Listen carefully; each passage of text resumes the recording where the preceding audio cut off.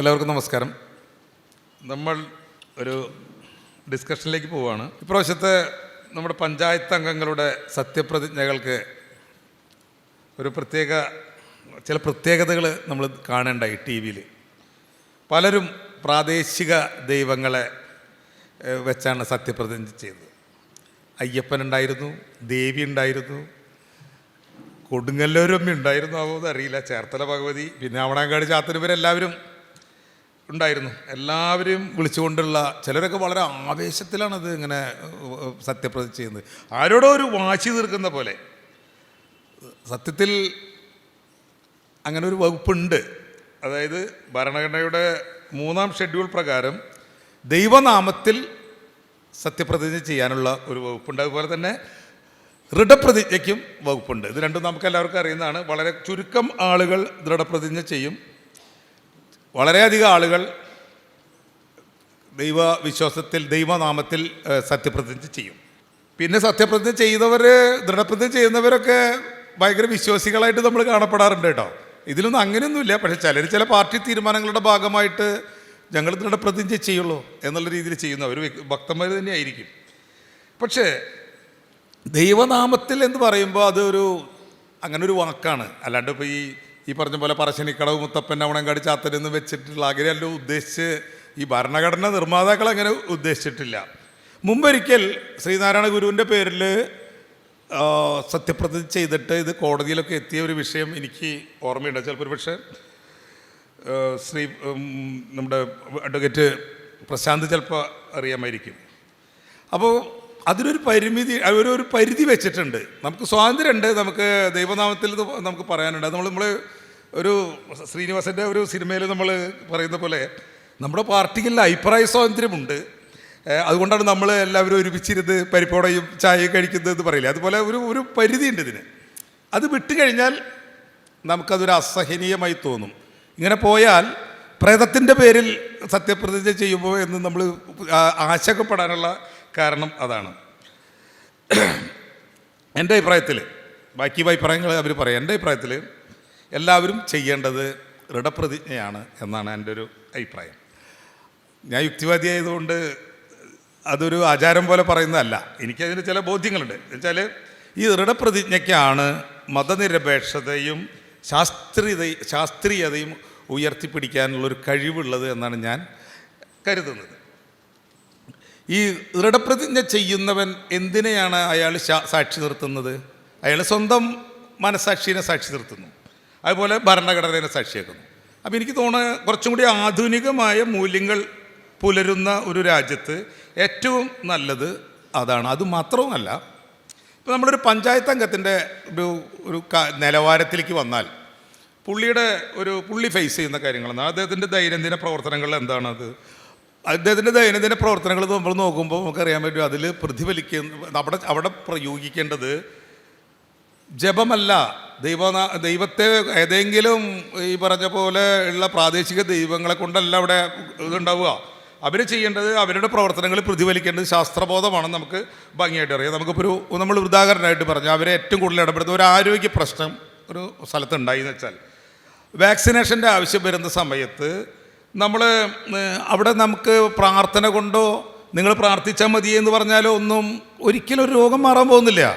അവർ face ചെയ്യുന്ന ഒരു കമ്മ്യൂണിറ്റിയുടെ അടുത്ത് പോയിട്ട് അവർ ഇങ്ങനെയുള്ളൊരു വിഷയം ഫേസ് ചെയ്യുമ്പോൾ അവിടെ വേണ്ടത് ഈ ശാസ്ത്രബോധം തന്നെയാണ്.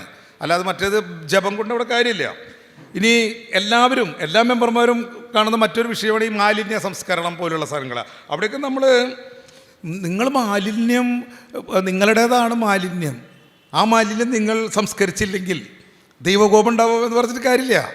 അത് കൃത്യമായിട്ട് എന്താണ് അത് അവിടെ സംഭവിക്കുക, എങ്ങനെയാണ് നിങ്ങൾക്കതിൻ്റെ ഉത്തരവാദിത്വം വരുന്നതെന്ന് ശാസ്ത്രീയമായുള്ളൊരു വിശദീകരണം അവർ കൊടുക്കേണ്ടതുണ്ട്. അപ്പോൾ മെമ്പർമാരെ സംബന്ധിച്ചിടത്തോളം ജീവിതത്തിൽ അവരുടെ ദൈനംദിനമായ പ്രവർത്തനങ്ങളിൽ അവർക്ക് ജനങ്ങളെ ശാസ്ത്രീയവൽക്കരിക്കേണ്ട ആളുകളാണ് അവർ തുടക്കം തന്നെ ആ ഒരു പരിപാടിക്ക് ഇറങ്ങുമ്പോൾ തന്നെ കാണിക്കുന്നത് പക്ഷേ ഈ ശാസ്ത്രവിരുദ്ധമല്ല, ശാസ്ത്രബോധത്തിന് നിരക്കാത്ത കാര്യങ്ങളാണ് ഉണ്ടാകുന്നത്. ഈ പലപ്പോഴും നമ്മുടെ വിശ്വാസികളായ ആളുകളെ ബാധിക്കുന്ന ചില പ്രശ്നങ്ങൾ എന്ന് പറഞ്ഞാൽ, പണ്ട് ഗാന്ധി ഒരു ഗാന്ധി അയിത്തത്തിനെതിരെ വലിയ മൂവ്മെൻറ്റ് നടത്തിക്കൊണ്ടിരിക്കുന്ന കാലത്ത് 1925 വിചാരിക്കണം, വലിയ ബീഹാറിൽ വലിയ ഒരു കൊടുങ്കാറ്റോ പേമാരിയൊക്കെ ഉണ്ടായിട്ട് ഒരുപാട് പേര്, ഒരുപാട് നാശനഷ്ടങ്ങളുണ്ട്, ഒരുപാട് മരിച്ചു. അപ്പോൾ അദ്ദേഹം പറഞ്ഞത്, അദ്ദേഹം അതിനൊരു കാരണം കണ്ടെത്തി. അദ്ദേഹം പറയണതെന്ന് വെച്ചാൽ ഇത്രയ്ക്കും വലിയ പ്രളയം ഇവിടെ ഉണ്ടായത് അല്ലെങ്കിൽ കൊടുങ്കാറ്റ് ഉണ്ടായതിൻ്റെ കാരണം നിങ്ങൾ അയിത്തം ആചരിക്കുന്നതിൻ്റെ ദൈവശിക്ഷയാണെന്നാണ് അദ്ദേഹം പറഞ്ഞത്. പക്ഷെ അത് അപ്പം തന്നെ ഈ വാർത്ത പത്രത്തിലൊക്കെ ഒന്ന് വലിയ കാര്യമായിട്ട് അടിച്ചു വന്നപ്പോൾ ടാഗോർ പറഞ്ഞു, മഹാത്മജി പറഞ്ഞത് തെറ്റാണ്, ഈ പ്രകൃതി ദുരന്തങ്ങൾക്ക് അതിൻ്റേതായുള്ള ശാസ്ത്രീയമായ കാരണങ്ങളുണ്ട്, അതിനെ ധാർമ്മിക വ്യവസ്ഥയുമായി കൂട്ടിക്കുഴയ്ക്കുന്നത് ശരിയല്ല എന്ന് അദ്ദേഹം പറയേണ്ടതായിട്ടുണ്ട്. അപ്പോൾ ഇത്തരം ഇതൊക്കെ ആദ്യകാലങ്ങൾ 100 വർഷം മുമ്പുള്ള കാര്യം ഞാൻ പറഞ്ഞത്. അന്ന് മുതലേ ഈ ഒരു പോയിന്റിലേക്ക് ആളുകളെ നടത്തിക്കാൻ ആളുകൾ ശ്രദ്ധിക്കുന്നുണ്ട്. ഒരു പ്രത്യേക വിഭാഗം ആളുകൾ നിങ്ങൾ ശാസ്ത്രീയമായ രീതിയിൽ ശാസ്ത്രബോധത്തോടു കൂടി പ്രവർത്തിക്കണമെന്ന് പൊതുപ്രവർത്തകരെ പറഞ്ഞ് മനസ്സിലാക്കുന്ന ഒരു ധാര അന്ന് തൊട്ടേ ഇവിടെ മുന്നോട്ട് പോകുന്നുണ്ട്. 100 കൊല്ലം കഴിഞ്ഞിട്ടും ഇവിടെ പ്രത്യേകിച്ച് കാര്യമൊന്നും ഉണ്ടാവുന്നത് നമ്മൾ കാണുന്നില്ല. ഇപ്പോഴും ഈ സത്യപ്രതിജ്ഞയ്ക്ക് നമ്മൾ കണ്ടത് ശാസ്ത്രബോധത്തിൽ നിന്ന് വളരെയധികം അകന്നു പോയി. ഈ പറഞ്ഞ പോലെ അവണങ്കാട് ചാത്തൻ, പിന്നെ പറശ്ശിനിക്കടവ് മുത്തപ്പൻ, ഇപ്പോൾ അവസാനം പ്രേതത്തിലേക്ക് എത്തുന്ന സ്ഥിതിയിലേക്കാണ് പോയിക്കൊണ്ടിരിക്കുന്നത്. അപ്പോൾ ഇതാണ് ഞാൻ ആമുഖമായിട്ട് ഇതിൽ പറയുന്നത്. കുറച്ചും കൂടിയും കാര്യങ്ങൾ ഇതിൽ ആഡ് ചെയ്യുന്നതിന് വേണ്ടി, കൂടുതൽ അവതരിപ്പിക്കുന്നതിന് വേണ്ടിയും വളരെ സീനിയറായ ഒരു യുക്തിവാദി കൂടിയായ പൂനം പ്രേമിച്ചേട്ടനെ ഞാൻ സ്വാഗതം ചെയ്യുന്നു. ഒരു പഴയകാല യുക്തിവാദി എന്ന് സജീവൻ പറഞ്ഞത് ഞാനൊന്ന് ഓർത്തു പോവുകയാണ്. ഞാൻ MC ജോസഫിൻ്റെ നേരിട്ടുള്ള ശിഷ്യൻ തന്നെയാണ്. എൻ്റെ വീടും ആ പരിസരത്ത് തന്നെയാണ്. അപ്പോൾ ഞങ്ങളുടെ കാലഘട്ടത്തിൽ ഉണ്ടായിരുന്ന യുക്തിബോധത്തിൻ്റെ പിന്തുടർച്ച എന്ന് പറയുമ്പോൾ, ഇപ്പോൾ ഇത്തരം ഈ സത്യപ്രതിജ്ഞകളെക്കുറിച്ചാണ് പറയുമ്പോൾ അത് കേവലം അതിൽ നിർത്താതെ അതിനെ ഫോം ചെയ്യുന്ന ചില ഘടകങ്ങളുണ്ട്. ആ ഘടകങ്ങളിൽ കൂടി ഒന്ന് ചെറിയ തോതിൽ, അതിന് നേരെ എടുക്കില്ല, 10 മിനിറ്റ് ടച്ച് ചെയ്യാതെ പോകാൻ വയ്യ. അത് പ്രധാനമായതും എൻ്റെ ഭാവിയെക്കുറിച്ച്, എൻ്റെ ഭാവി വിശ്വാസത്തെക്കുറിച്ച്, ഇത് നടത്തേണ്ട സമയത്തെക്കുറിച്ച്, അതിൻ്റെ രാഹു കേതു കാലങ്ങളെക്കുറിച്ചൊക്കെ ഉള്ള ഒരു ബോധത്തിൻ്റെ ഒരു ഘടകമാണത്. ആ ഘടകം ജ്യോത്സ്യത്തിൽ ബന്ധപ്പെട്ട് കിടക്കുന്ന ഘടകമാണ്. ഈ ജ്യോത്സ്യം എന്ന് പറയുമ്പോൾ ജ്യോതിശാസ്ത്രമാണെന്നും ജ്യോത്സ്യം വേറെയാണെന്നും ആയ കാലത്ത് യുക്തിവാദികൾ കണ്ണടച്ച് ആക്രമിച്ചിട്ടുള്ളതാണ് ജ്യോത്സ്യത്തെ. അതിന് കാരണമുണ്ട്. നിങ്ങളോട് ഇപ്പോൾ രണ്ടാമത് പറയുമ്പോൾ അതെങ്ങനെ കേൾക്കാമെന്നറിയില്ല. എന്നാലും ഞാൻ പഴയ ഒരാളെന്ന നിലയിൽ അവിടെ നിന്ന് തുടങ്ങുകയാണ് ഞാൻ. അക്കാലം മുതൽ ജ്യോത്സ്യം അവർ 7 ഗ്രഹങ്ങളിലൂടെയാണ് കടത്തിക്കൊണ്ടുപോകുന്നത്. രാഹു കേതു ബുധൻ ശുക്രൻ തുടങ്ങിയിട്ടുള്ള 7 ഗ്രഹങ്ങളാണ്. ആ ഗ്രഹങ്ങളെല്ലാം ഓരോ മനുഷ്യൻ്റെ ജന്മസമയത്ത് അവനെ ആകർഷിക്കുകയും വികർഷിക്കുകയും ചെയ്യുന്നുണ്ടെന്നാണ് പറയുന്നത്. സത്യത്തിൽ ജ്യോത്സ്യത്തിലാണ് ഈ 7 ഗ്രഹം. അതിൽ ഈ രാഹു കേതു ഇല്ല. പക്ഷേ നാം മനസ്സിലാക്കിയിട്ടുള്ള ഇപ്പോഴുള്ള ജ്യോതിഷ് മണ്ഡലത്തിൽ 9ഉം 10ഒക്കെ ആവാൻ പോവുക. അപ്പോൾ ഇവർ പറയാത്ത ഈ മറ്റ് ഗ്രഹങ്ങൾ നമ്മൾ ആകർഷിക്കുന്നില്ല എന്നാണോ പറയുന്നത്? ഒരു കുഞ്ഞിനെ അവൻ്റെ ജന്മസമയത്ത് ആകർഷിക്കുകയും വികർഷിക്കുകയും ചെയ്യുന്നു എന്ന് പറഞ്ഞാൽ ഇവരുടെ വാദം തന്നെ ഈ 7 ഗ്രഹം മതിയോ? 7 ഗ്രഹത്തിൽ 2 ഗ്രഹം ഇല്ല, 5 ഗ്രഹമുള്ളൂ. അപ്പോൾ ആ സമയത്ത് തുടങ്ങിയിട്ടുള്ള അപകടം ഈ ജ്യോതിർ കാര്യങ്ങളെക്കുറിച്ച് പറയുമ്പോൾ ജ്യോത്സ്യവും ഇതും തമ്മിലാണ് ബന്ധം. ഇതിലൊരു കാര്യമുണ്ട്. ഇത് ജീവിക്കാൻ വേണ്ടി ഉപയോഗിക്കുന്ന ചില ആളുകളുണ്ട്. അവരോട് നമ്മളിത് പറഞ്ഞാൽ ഗുണം ചെയ്യില്ല. അവരുടെ വയറ്റിപ്പഴപ്പ് കേടുവരുന്ന വിധത്തിലായിരിക്കും വരിക. എനിക്കൊരു ചെറിയ അനുഭവമുണ്ട്. എൻ്റെ ചെറുപ്പത്തിൽ ഞാൻ സിനിമ പ്രാന്തനായിരുന്നു. ഞാൻ മദ്രാസിൽ പണിയില്ലാതെ സിനിമയുടെ പിന്നാലെ നടക്കുന്നൊരു കാലം. ഞാനീ പറയുന്നതിൽ ഈ ജ്യോത്സ്യത്തിനെ കുറിച്ചുള്ളൊരു കാര്യമാണ്. അപ്പോൾ ഞാൻ അങ്കപ്പനായക്കൻ തെരുവിൽ 5 രൂപയ്ക്ക് ഒരു റൂമിൻ്റെ ഭാഗത്ത് ഒരു പെട്ടി വയ്ക്കാം, ഒരു പായ വയ്ക്കാം. അവിടുത്തെ പോസ്റ്റ് ഓഫീസ്, അതായത് PB number, post box number ഉപയോഗിക്കാം വീട്ടിൽ നിന്ന് കത്ത് വന്നാൽ. എന്നിട്ട് രാത്രി ഈ പായ എടുത്ത് പോയിട്ട് അങ്കപ്പനായക്കൻ തെരുവിലൊരു പള്ളിയുണ്ട്, ആ പള്ളിയിൽ പുറത്തിങ്ങനെ വിരിച്ച് കിടക്കാം. അത് നേരത്തെ പോയില്ലെങ്കിൽ കിടക്കാനും പറ്റില്ല. ഇങ്ങനെയുള്ളൊരു കാലഘട്ടത്തിൽ എൻ്റെ ഒരു സുഹൃത്തുണ്ടായിരുന്നു, ചന്ദ്രൻ എന്നാണ് അവൻ്റെ പേര്. അവൻ്റെ കയ്യിൽ മാത്രമേ പൈസയുള്ളൂ. ഞങ്ങളൊക്കെ അങ്ങനെ പട്ടിണിയാണ്. 35 രൂപ കൊടുത്താൽ ഒരു കഷ്ണം പുട്ടും ഒരു കടലയും കിട്ടും, 60 പൈസ കൊടുത്താൽ ഒരു കഞ്ഞി കിട്ടും. അപ്പോൾ ഇവൻ മാത്രം രാത്രി വന്നിട്ട് ഒരുപാട് പൈസ 2ൻ്റെയും 1ൻ്റെയും നോട്ട് ഇങ്ങനെ എണ്ണും. ഞങ്ങൾക്ക് പണിയില്ല, ഞങ്ങൾ ഭയങ്കര അസൂയ.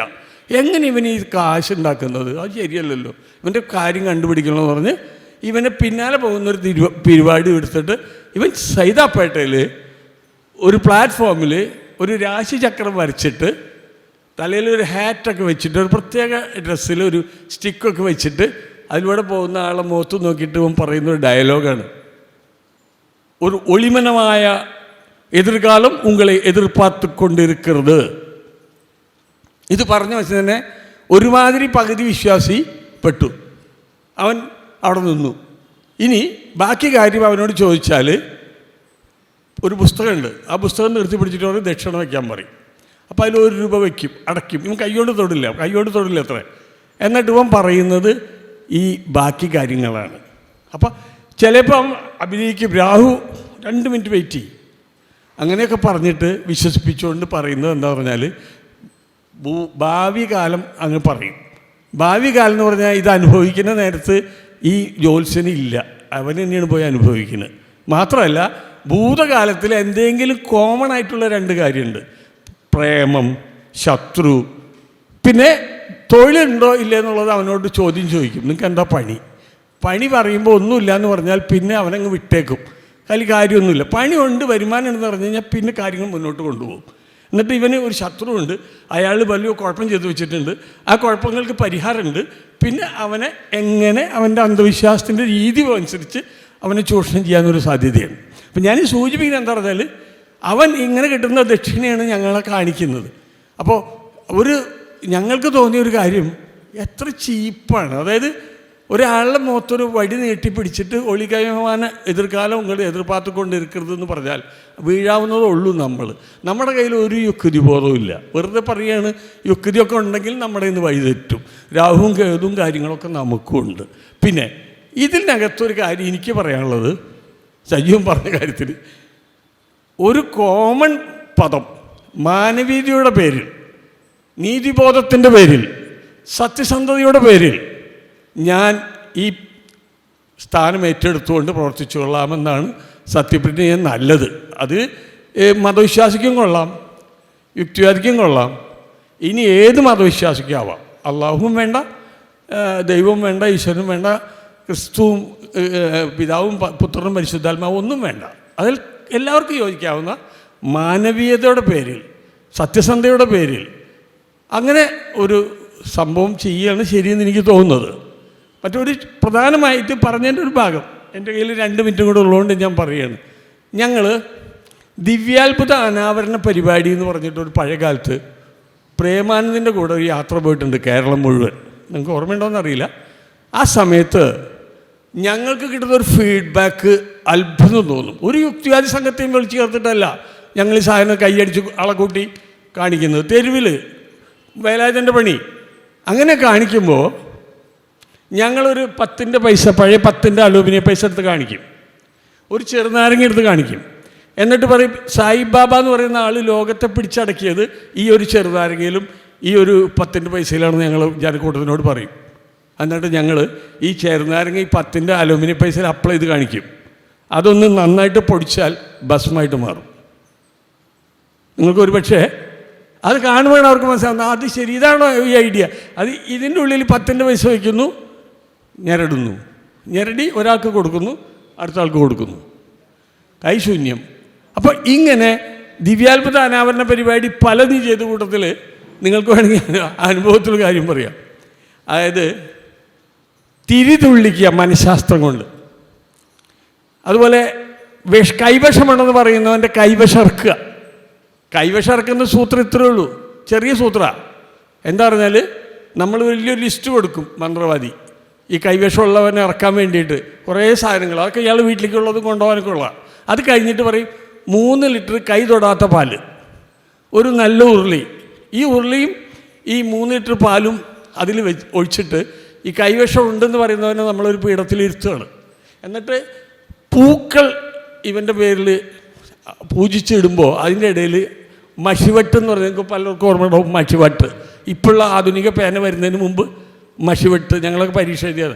ആ മഷിവെട്ട് ഇല്ലെങ്കിൽ മഷി തണ്ട് എന്ന് പറഞ്ഞൊരു സാധനമുണ്ട് പുറത്ത്, ഈ വേലിക്കലൊക്കെ കാണും മഷിക്കായ.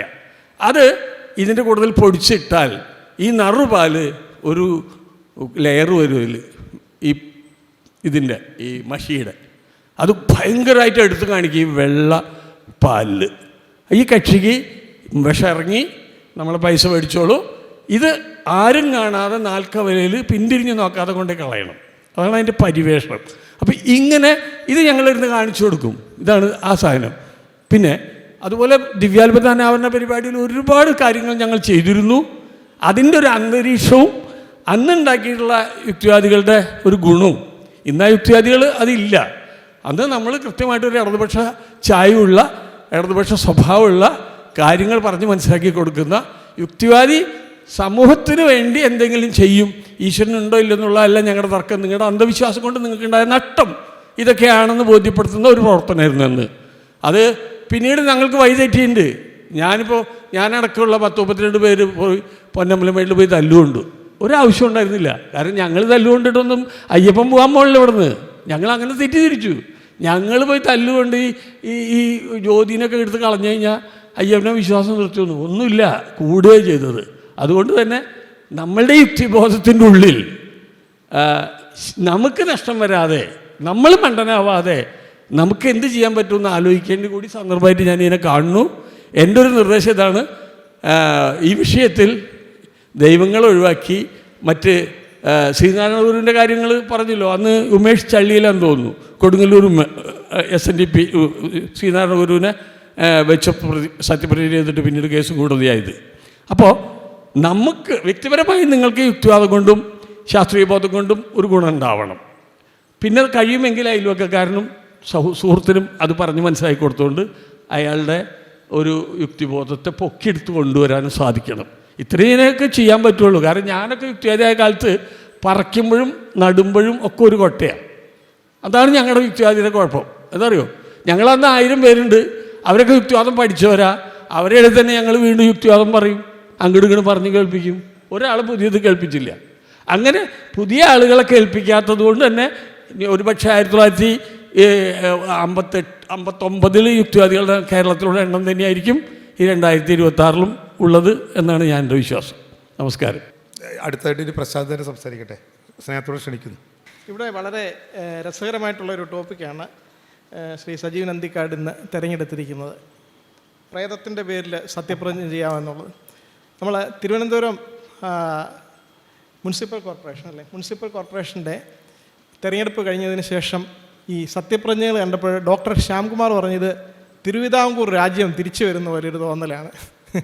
അദ്ദേഹം പറഞ്ഞത് ഈ ഉള്ളിൽ പൂന്താനവും പുറമേ മാർക്സും, അങ്ങനെ അതായത് രാഷ്ട്രീയപരമായിട്ട് ഇടതുപക്ഷം എന്ന് പറയുമ്പോഴും സാംസ്കാരികമായിട്ട് വലതുപക്ഷത്ത് നിൽക്കുന്നത്. അത് ഒരു പാർട്ടി വ്യത്യാസമില്ലാതെ പല പാർട്ടിയിലുള്ളവർ, നേരത്തെ പ്രഭാഷകൻ ചൂണ്ടിക്കാണിച്ചതുപോലെ ഒരു മെമ്പർ അവർ മുനിസിപ്പൽ കൗൺസിലറായിട്ട് ചാർജ് എടുക്കാൻ രാഹുകാലം കഴിഞ്ഞിട്ടേ സത്യപ്രതിജ്ഞ ചെയ്യൂ എന്ന് പറഞ്ഞ് നോക്കി നിന്നൊരവസ്ഥ. അപ്പം നമ്മുടെ ഭരണഘടനയിൽ സയൻറ്റിഫിക് ടെമ്പർ എഴുതി വെച്ചിട്ടുണ്ട്. സയൻറ്റിഫിക് ടെമ്പർ എന്ന് പറഞ്ഞു കഴിഞ്ഞാൽ റാഷണലായിട്ടുള്ള കാര്യങ്ങൾ അപ്രോച്ച് ചെയ്യുക.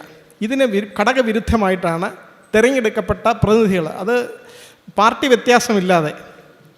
ചില പാർട്ടികൾ മതത്തിൻ്റെ പേരിൽ വോട്ട് പിടിക്കുന്നു, ചിലർ സെക്കുലർ ആണെന്ന് പറയുന്നവരുമൊക്കെ വളരെ വലിയ തോതിൽ മതബോധം ഉള്ളിൽ പേറുന്നവരാണ്. ഇതിന് കൃത്യമായിട്ട് നിയമപരമായിട്ട് നേരത്തെ സജീവൻ ചേട്ടൻ ചൂണ്ടിക്കാണിച്ചതുപോലെ ഉമേഷ് ചാലിയിൽ എന്ന് പറയുന്ന ഒരു മെമ്പർ 2001 കൊടുങ്ങല്ലൂർ നിയമസഭ അംഗമായിട്ട് കൊടുങ്ങല്ലൂരിൽ നിന്ന് ജയിച്ചു വന്നപ്പോൾ അദ്ദേഹം സത്യപ്രതിജ്ഞ ചെയ്തത് ദൈവനാമത്തിൽ നിന്നുള്ളത് ശ്രീനാരായണ ഗുരു, ഞാൻ ദൈവമായി കരുതുന്ന ശ്രീനാരായണ ഗുരുവിൻ്റെ പേരിൽ എന്ന് സത്യപ്രതിജ്ഞ ചെയ്തു. ഇത് ചോദ്യം ചെയ്യപ്പോൾ കേരള ഹൈക്കോടതി പറഞ്ഞത് അങ്ങനെ ഒരു ഭരണഘടനയിൽ അങ്ങനെ ഈ സത്യപ്രതിജ്ഞ ചെയ്യാനൊരു ഫോം കൊടുത്തിട്ടുണ്ട്. 3rd ഷെഡ്യൂളിൽ പറയുന്നത് ഒന്നുകിൽ ദൈവനാമത്തിൽ, ഇല്ലെങ്കിൽ ദൃഢപ്രതിജ്ഞ ചെയ്യുന്നു, സോളംലി അല്ലെങ്കിൽ in the name of God എന്ന് പറയുന്നുള്ളൂ. അപ്പം നെയിം ഓഫ് ഗോഡ് എന്നുള്ളത് എൻ്റെ ദൈവം കുട്ടിച്ചാത്തനാണ് എന്ന് പറഞ്ഞ ഒരാൾക്ക് സത്യപ്രതിജ്ഞ ചെയ്യാൻ കഴിയില്ല. ശ്രീനാരായണ ഗുരുവിൻ്റെ സ്പിരിച്വൽ ഹൈറ്റ്സിലോ അദ്ദേഹത്തിൻ്റെ ആശയങ്ങളിലോ ഒന്നും നമുക്ക് വിയോജിപ്പില്ല. ദൈവതുല്യൻ എന്നൊക്കെ പറയാം. പക്ഷേ നാരായണ ഗുരു എന്നുള്ള വാക്ക് ഭരണഘടനയിൽ പറഞ്ഞിട്ടില്ല, ഗോഡെന്നേ പറഞ്ഞിട്ടുള്ളൂ. അതുകൊണ്ട് ഈ സത്യപ്രതിജ്ഞ അസാധുവാണെന്നും ഇദ്ദേഹം സത്യപ്രതിജ്ഞ ചെയ്തതുകൊണ്ട് മെമ്പറായിട്ടില്ല, അതുകൊണ്ട് അദ്ദേഹം ഇരുന്ന ദിവസങ്ങൾ ഓരോ ദിവസത്തും 500 രൂപ വീതം പിഴയും രണ്ടാമത് സത്യപ്രതിജ്ഞ ചെയ്യാനും പറഞ്ഞ് കേരള ഹൈക്കോടതി വിധി പ്രസ്താവിച്ചു. സുപ്രീം കോടതി വന്നപ്പോൾ സുപ്രീം കോടതി ആ വിധി ശരിവെച്ചു. ഇപ്പം ഈ തദ്ദേശ സ്വയംഭരണ സ്ഥാപനങ്ങളിൽ കേരള മുനിസിപ്പൽ കോർപ്പറേഷൻ ആക്ട് അതിൽ ഇതുപോലെ തന്നെ സെക്കൻഡ് ഷെഡ്യൂളിൽ പറയുന്നത് ഇതുപോലെ തന്നെയാണ്. ഭരണഘടനയിൽ പറഞ്ഞിരിക്കുന്നത് പോലെ തന്നെ കേരള മുനിസിപ്പാലിറ്റീസ് ആക്ട് സെക്ഷൻ 85 പറയുന്നത് അതിൽ സത്യപ്രതിജ്ഞ ചെയ്യേണ്ട റിട്ടേണിംഗ് ഓഫീസറുടെ മുമ്പിൽ അല്ലെങ്കിൽ ഒരു സ്റ്റേറ്റ് ഇലക്ഷൻ കമ്മീഷൻ ഓഥറൈസ് ചെയ്തിരിക്കുന്ന ഒരാളുടെ മുമ്പിലാണ്. ആ സെക്കൻഡ് ഷെഡ്യൂളിൽ പറഞ്ഞിരിക്കുന്ന ഭരണഘടനയിൽ പറഞ്ഞിരിക്കുന്ന പോലെ I swear in the name of God or solemnly affirm എന്ന് പറയണം. ഇതില്ലെങ്കിൽ പെനാൽറ്റി ഉണ്ട്. പെനാൽറ്റി എത്രയാണെന്നുള്ളത് പ്രിസ്ക്രൈബ് ചെയ്തിട്ടില്ല. പക്ഷേ അസാധുവാണ്, ആ സത്യപ്രതിജ്ഞ അസാധുവാണ്. അപ്പോൾ വീണ്ടും ഇവർക്കെല്ലാം രണ്ടാമത് സത്യപ്രതിജ്ഞ ചെയ്യേണ്ടി വരും. കോടതിയിൽ ഇത് ഓൾറെഡി ഇതിൻ്റെ സാധുത ചോദ്യം ചെയ്ത് ഹർജി വന്നിട്ടുണ്ട്. ഈ കാര്യങ്ങൾ പറയുമ്പോൾ നമ്മൾ ഓർക്കേണ്ടത് ഈ മതബോധം കൂടുതലായിട്ട് പേറുന്ന ഒരു സമൂഹമാണ് ഇന്ത്യ. പക്ഷേ സ്വാതന്ത്ര്യം കിട്ടിയ സമയത്ത് തന്നെ ഭരണഘടന കോൺസ്റ്റിറ്റ്യൂവൻ്റ് അസംബ്ലി ഭരണഘടന നിർമ്മിക്കാനൊരു സഭ ഉണ്ടായിരുന്നു. ആ സഭ ഭരണഘടന നിലവിൽ വരുന്നത് ഈ സഭ നിലവിൽ വരുന്നത് സ്വാതന്ത്ര്യം കിട്ടുന്നതിന് തൊട്ട് മുമ്പ് 1946 തന്നെ ഡിസംബർ നിലവിൽ വന്ന് 2 വർഷത്തോളം 2 വർഷം 11 മാസത്തോളം നീണ്ട സഭയിലെ ചർച്ചകൾക്ക് ശേഷമാണ് ഓരോ വകുപ്പുകളായിട്ട് ഭരണഘടനയിലെ ഓരോ പ്രൊവിഷൻസായിട്ട് ഡിബേറ്റ് ചെയ്ത് ഭരണഘടനയിൽ എഴുതി ചേർത്തത്. ആ സമയത്ത് ദൈവം എന്നുള്ള പേര് വേണോ വേണ്ടയോ എന്നുള്ളതിനെപ്പറ്റി വലിയ ഡിബേറ്റ് ഉണ്ടായിരുന്നു. അതിൽ അന്ന് തന്നെ സഭയിലൊരു ആശയം ആദ്യമേ മൗലാന ഹസ്രത്ത് മുഹാനി, അദ്ദേഹം ഇൻകുലാബ് സിന്ദാബാദ് എന്നൊരു മുദ്രാവാക്യം തന്ന ആളാണ്. അദ്ദേഹം പറഞ്ഞത് നമ്മൾ ഈ റഷ്യയിലെ ഭരണഘടന പോലെ union of Indian socialist republic USIR എന്ന് എഴുതണം എന്ന് പറഞ്ഞു.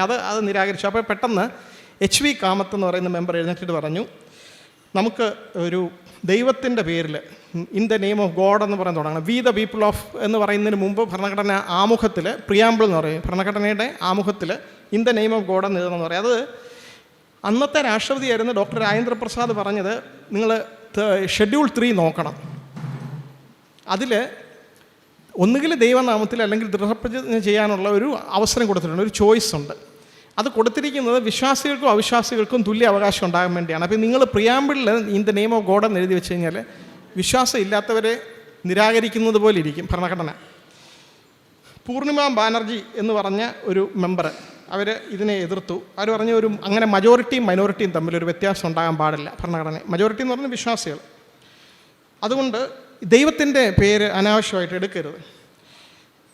തിരുവിതാംകൂർ കൊച്ചിയിൽ നിന്നുള്ള ഒരു ഭരണഘടനാ അസംബ്ലി മെമ്പർ താനുപിള്ള പറഞ്ഞു, ഞാനൊരു വലിയ ബിലീവറാണ്, പക്ഷേ ഇതിനകത്ത് ഇങ്ങനെ ദൈവനാമത്തിൽ എന്ന് എഴുതി വെച്ച് കഴിഞ്ഞാൽ അതൊരു നിർബന്ധിതമായിട്ട് ദൈവത്തെ വിശ്വാസം ഇല്ലാത്തവരെയും കൂടി ദൈവത്തിൻ്റെ നാമത്തിലാണ് ഭരണഘടന എന്ന് പറഞ്ഞ് തുടങ്ങുന്ന പോലെ ഇരിക്കും, അതുകൊണ്ടത് വേണ്ടെന്ന് പറഞ്ഞു. രോഹിണി കുമാർ ചൗധരി എന്ന് പറഞ്ഞൊരു മെമ്പർ പറഞ്ഞു, നമുക്ക് in the name of goddess ദേവിയുടെ നാമത്തിൽ എന്ന് തുടങ്ങാം എന്ന് പറഞ്ഞു. ഇത് ഈ അരിയാന ഗ്രാൻഡെ എന്ന് പറയുന്നൊരു പോപ്പ് സ്റ്റാറിൻ്റെ ഒരു മ്യൂസിക് ഉണ്ട്, ഗോഡ് ഈസ് എ വുമൺ എന്നാണ് ആ പാട്ട്. ഇത് ഇപ്പോഴും ഇന്നത്തെ കാലത്തും അത് ഒരു ബ്ലാസ്ഫമിയാണ്. പോപ്പ് സ്റ്റാർ ഇങ്ങനെ വിശ്വാസങ്ങളെ ചാലഞ്ച് ചെയ്യുന്ന ആൾക്കാരാണെന്നൊക്കെ പറഞ്ഞ് ക്രിറ്റിസിസം ഉണ്ട്. അതുപോലെ ഇപ്പോൾ ഈവൻ വെസ്റ്റേൺ സിവിലൈസേഷൻ ലിബറൽ ആയിട്ടുള്ള ഡെമോക്രസികളിൽ പോലും ചർച്ചിൻ്റെ സ്വാധീനം എത്രയുണ്ടെന്നുള്ള ഇപ്പോഴത്തെ കാലത്ത് പ്രത്യേകിച്ച് സബ്രീന കാർപ്പൻ്റർ എന്ന് പറഞ്ഞാൽ അവർ ഒരു പാട്ട് പള്ളിക്കകത്ത് പാടിയതിന് അതും ബ്ലാസ്ഫമിയാന്ന് പറയുന്നുണ്ട്. അപ്പോൾ ഇങ്ങനെ വളരെ പ്രമുഖരായിട്ടുള്ള വ്യക്തികൾ ഇത് പറയാൻ കാര്യം, മജോറിറ്റി വിശ്വസിക്കുന്നതിൽ ഇതിനെ ചാലഞ്ച് ചെയ്യുന്ന പാട്ടുകൾ അല്ലെങ്കിൽ ആർട്ട് ഫോമുകൾ എല്ലാം ചോദ്യം ചെയ്യപ്പെടുന്ന ഒരു അവസ്ഥ ലോകം മുഴുവനുണ്ട്. അപ്പം ഭരണഘടനാപരമായിട്ട് എന്താണെന്നും ഭരണഘടനയിൽ പറഞ്ഞിരിക്കുന്നത്, ഇന്ത്യൻ ഭരണഘടനയിൽ എന്താണ് പറഞ്ഞിരിക്കുന്നത്, ഇതിനെ പരിപാലിക്കാൻ പ്രതിജ്ഞാബദ്ധരായിട്ടുള്ള മെമ്പേഴ്സ്, അതിൻ്റെ ആ ഭരണഘടനാ പ്രോസസ്സിലൂടെ തിരഞ്ഞെടുക്കപ്പെട്ട ജനപ്രതിനിധികൾ എങ്ങനെയായിരിക്കണം പെരുമാറണം എന്നുള്ളതിനെ പറ്റിയും വ്യക്തമായിട്ട് ഭരണഘടനയിൽ ആ ഷെഡ്യൂളിൽ പറയുന്നു. ഈ കാര്യങ്ങളൊന്നും ഫോളോ ചെയ്യാതെ ഇപ്പോൾ ഈ ഭരണഘടനാ അസംബ്ലി ഡിബേറ്റ്സിൽ പറഞ്ഞിരിക്കുന്ന വേറെ അതിനകത്ത് in the name of God Parameshwara എന്നൊക്കെ പറഞ്ഞ് വേറെ സജഷൻസ് ഉണ്ടായിരുന്നു. ഇപ്പം ഇങ്ങനെ ഈ ചർച്ച വന്നപ്പോൾ ഇതിനെ എതിർത്തവരുടെ ഒരു വാദം, ഈ 300 പേരിരുന്നുകൊണ്ട് നമുക്ക് ദൈവം വേണോ വേണ്ടയോ, ദൈവത്തിനെ വോട്ടിട്ട് പരാജയപ്പെടുത്തുന്നത് മോശം ഒരു അവസ്ഥയാണെന്ന് പറഞ്ഞു. ഈ കാര്യങ്ങളൊക്കെ പറയുന്നത് ഏത് സഭയാണെന്നും കൂടെ ആലോചിക്കണം. ഫലി നരിമൻ ഒരു ഭരണഘടനാ എക്സ്പെർട്ടാണ്. അദ്ദേഹം പറഞ്ഞത് ഭരണഘടനാ അസംബ്ലി സഭയിലുണ്ടായിരുന്ന ഭൂരിപക്ഷം പേരും ഹിന്ദുക്കളായിരുന്നു. അതിൽ ഏകദേശം 85% അത് പലരും യാഥാസ്ഥിതിക ഹിന്ദുക്കളായിരുന്നു. അത് പ്രസിഡന്റ് ഡോക്ടർ രാജേന്ദ്ര പ്രസാദ് ഏറ്റവും വലിയ യാഥാസ്ഥിതികയാണ്, വിശ്വാസിയായിരുന്നു. ആ സഭയാണ് നമുക്ക് ഇതുപോലെ ഒരു സെക്കുലറായിട്ടുള്ള ഭരണഘടന തന്നത്. ആ സെക്കുലറായിട്ടുള്ള ഭരണഘടന തന്നത് അന്നത്തെ കാലത്തെ ഈ വിഭജനവും രക്തച്ചൊരിച്ചിലും അങ്ങോട്ടും ഇങ്ങോട്ടുമുള്ള പലായനങ്ങൾ, പാകിസ്ഥാനിൽ നിന്നും ഇന്ത്യയിലേക്ക് അങ്ങോട്ടും ഇങ്ങോട്ടും നടന്ന പലായനങ്ങൾ, മതത്തിൻ്റെ പേരിലുള്ള ചേരിതിരിവും സെക്ടേറിയൻ വയലൻസ്, ആ ബ്ലഡ് ഷെഡൊക്കെ ഉണ്ടായത് കണ്ട ആളുകൾക്ക് ഇങ്ങനെ ഒരു ഡിസ്റ്റിങ്ഷൻ പാടില്ല എന്നും ദൈവത്തെ അനാവശ്യമായിട്ട് വലിച്ചിഴച്ച് കൊണ്ടുവരണ്ട. ഇവിടെ ഈവൻ നമുക്കൊരു പ്രധാനപ്പെട്ട കാര്യമുണ്ട്, ചൈന ഒരു പേപ്പറിൽ പോലും അവരൊരു സോഷ്യലിസ്റ്റ് രാജ്യമാണ്. അവരുടെ ഭരണഘടനയിൽ പോലും 5000 വർഷത്തോളം സാംസ്കാരിക പൈതൃകമുള്ള ചൈന എന്ന് പറഞ്ഞാണ് ചൈനയുടെ ഭരണഘടന തുടങ്ങുന്നത്. ഇന്ത്യയുടെ ഭരണഘടനയിൽ അതിനെപ്പറ്റി എഴുതിയിട്ടില്ല. വളരെ കോൺഷ്യസ് ആയിട്ട് വേണ്ടെന്ന് വെച്ചതാണ്. കാരണം ഈ ഓരോ കാര്യങ്ങളും ചരിത്രത്തെ വ്യാഖ്യാനിക്കാൻ പോകുമ്പോൾ ഈ ഡോക്ടർ അംബേദ്കറും നെഹ്റുവും പോലെയുള്ള ദീർഘവീക്ഷണമുള്ള ആളുകൾക്ക് അന്ന് വളരെ കൃത്യമായ ധാരണ ഉണ്ടായിരുന്നു. ഈ കാര്യങ്ങളൊക്കെ ഒരു തർക്കം ഉണ്ടാകാൻ സാധ്യതയുണ്ട്. കാരണം ചില കാലഘട്ടങ്ങളിൽ തർക്കങ്ങളുണ്ടായിട്ടുണ്ട്. വിവിധ സാംസ്കാരികത ഇടചേർന്ന് വിദേശത്തു നിന്ന് വന്നതുകൊണ്ട് ഇന്ത്യയുമായിട്ട് ഇടപഴകി ജീവിച്ച് ഇവിടുത്തെ ഭാഗമായ സംസ്കൃതിയുണ്ട്.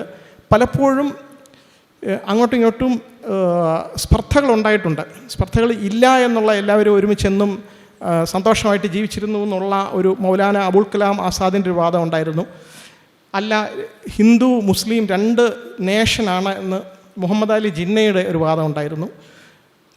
അത് ശരിവെച്ചുകൊണ്ട് സവർക്കറുടെ ഒരു ഹിന്ദുത്വ പ്രത്യയശാസ്ത്രം ഉണ്ടായിരുന്നു.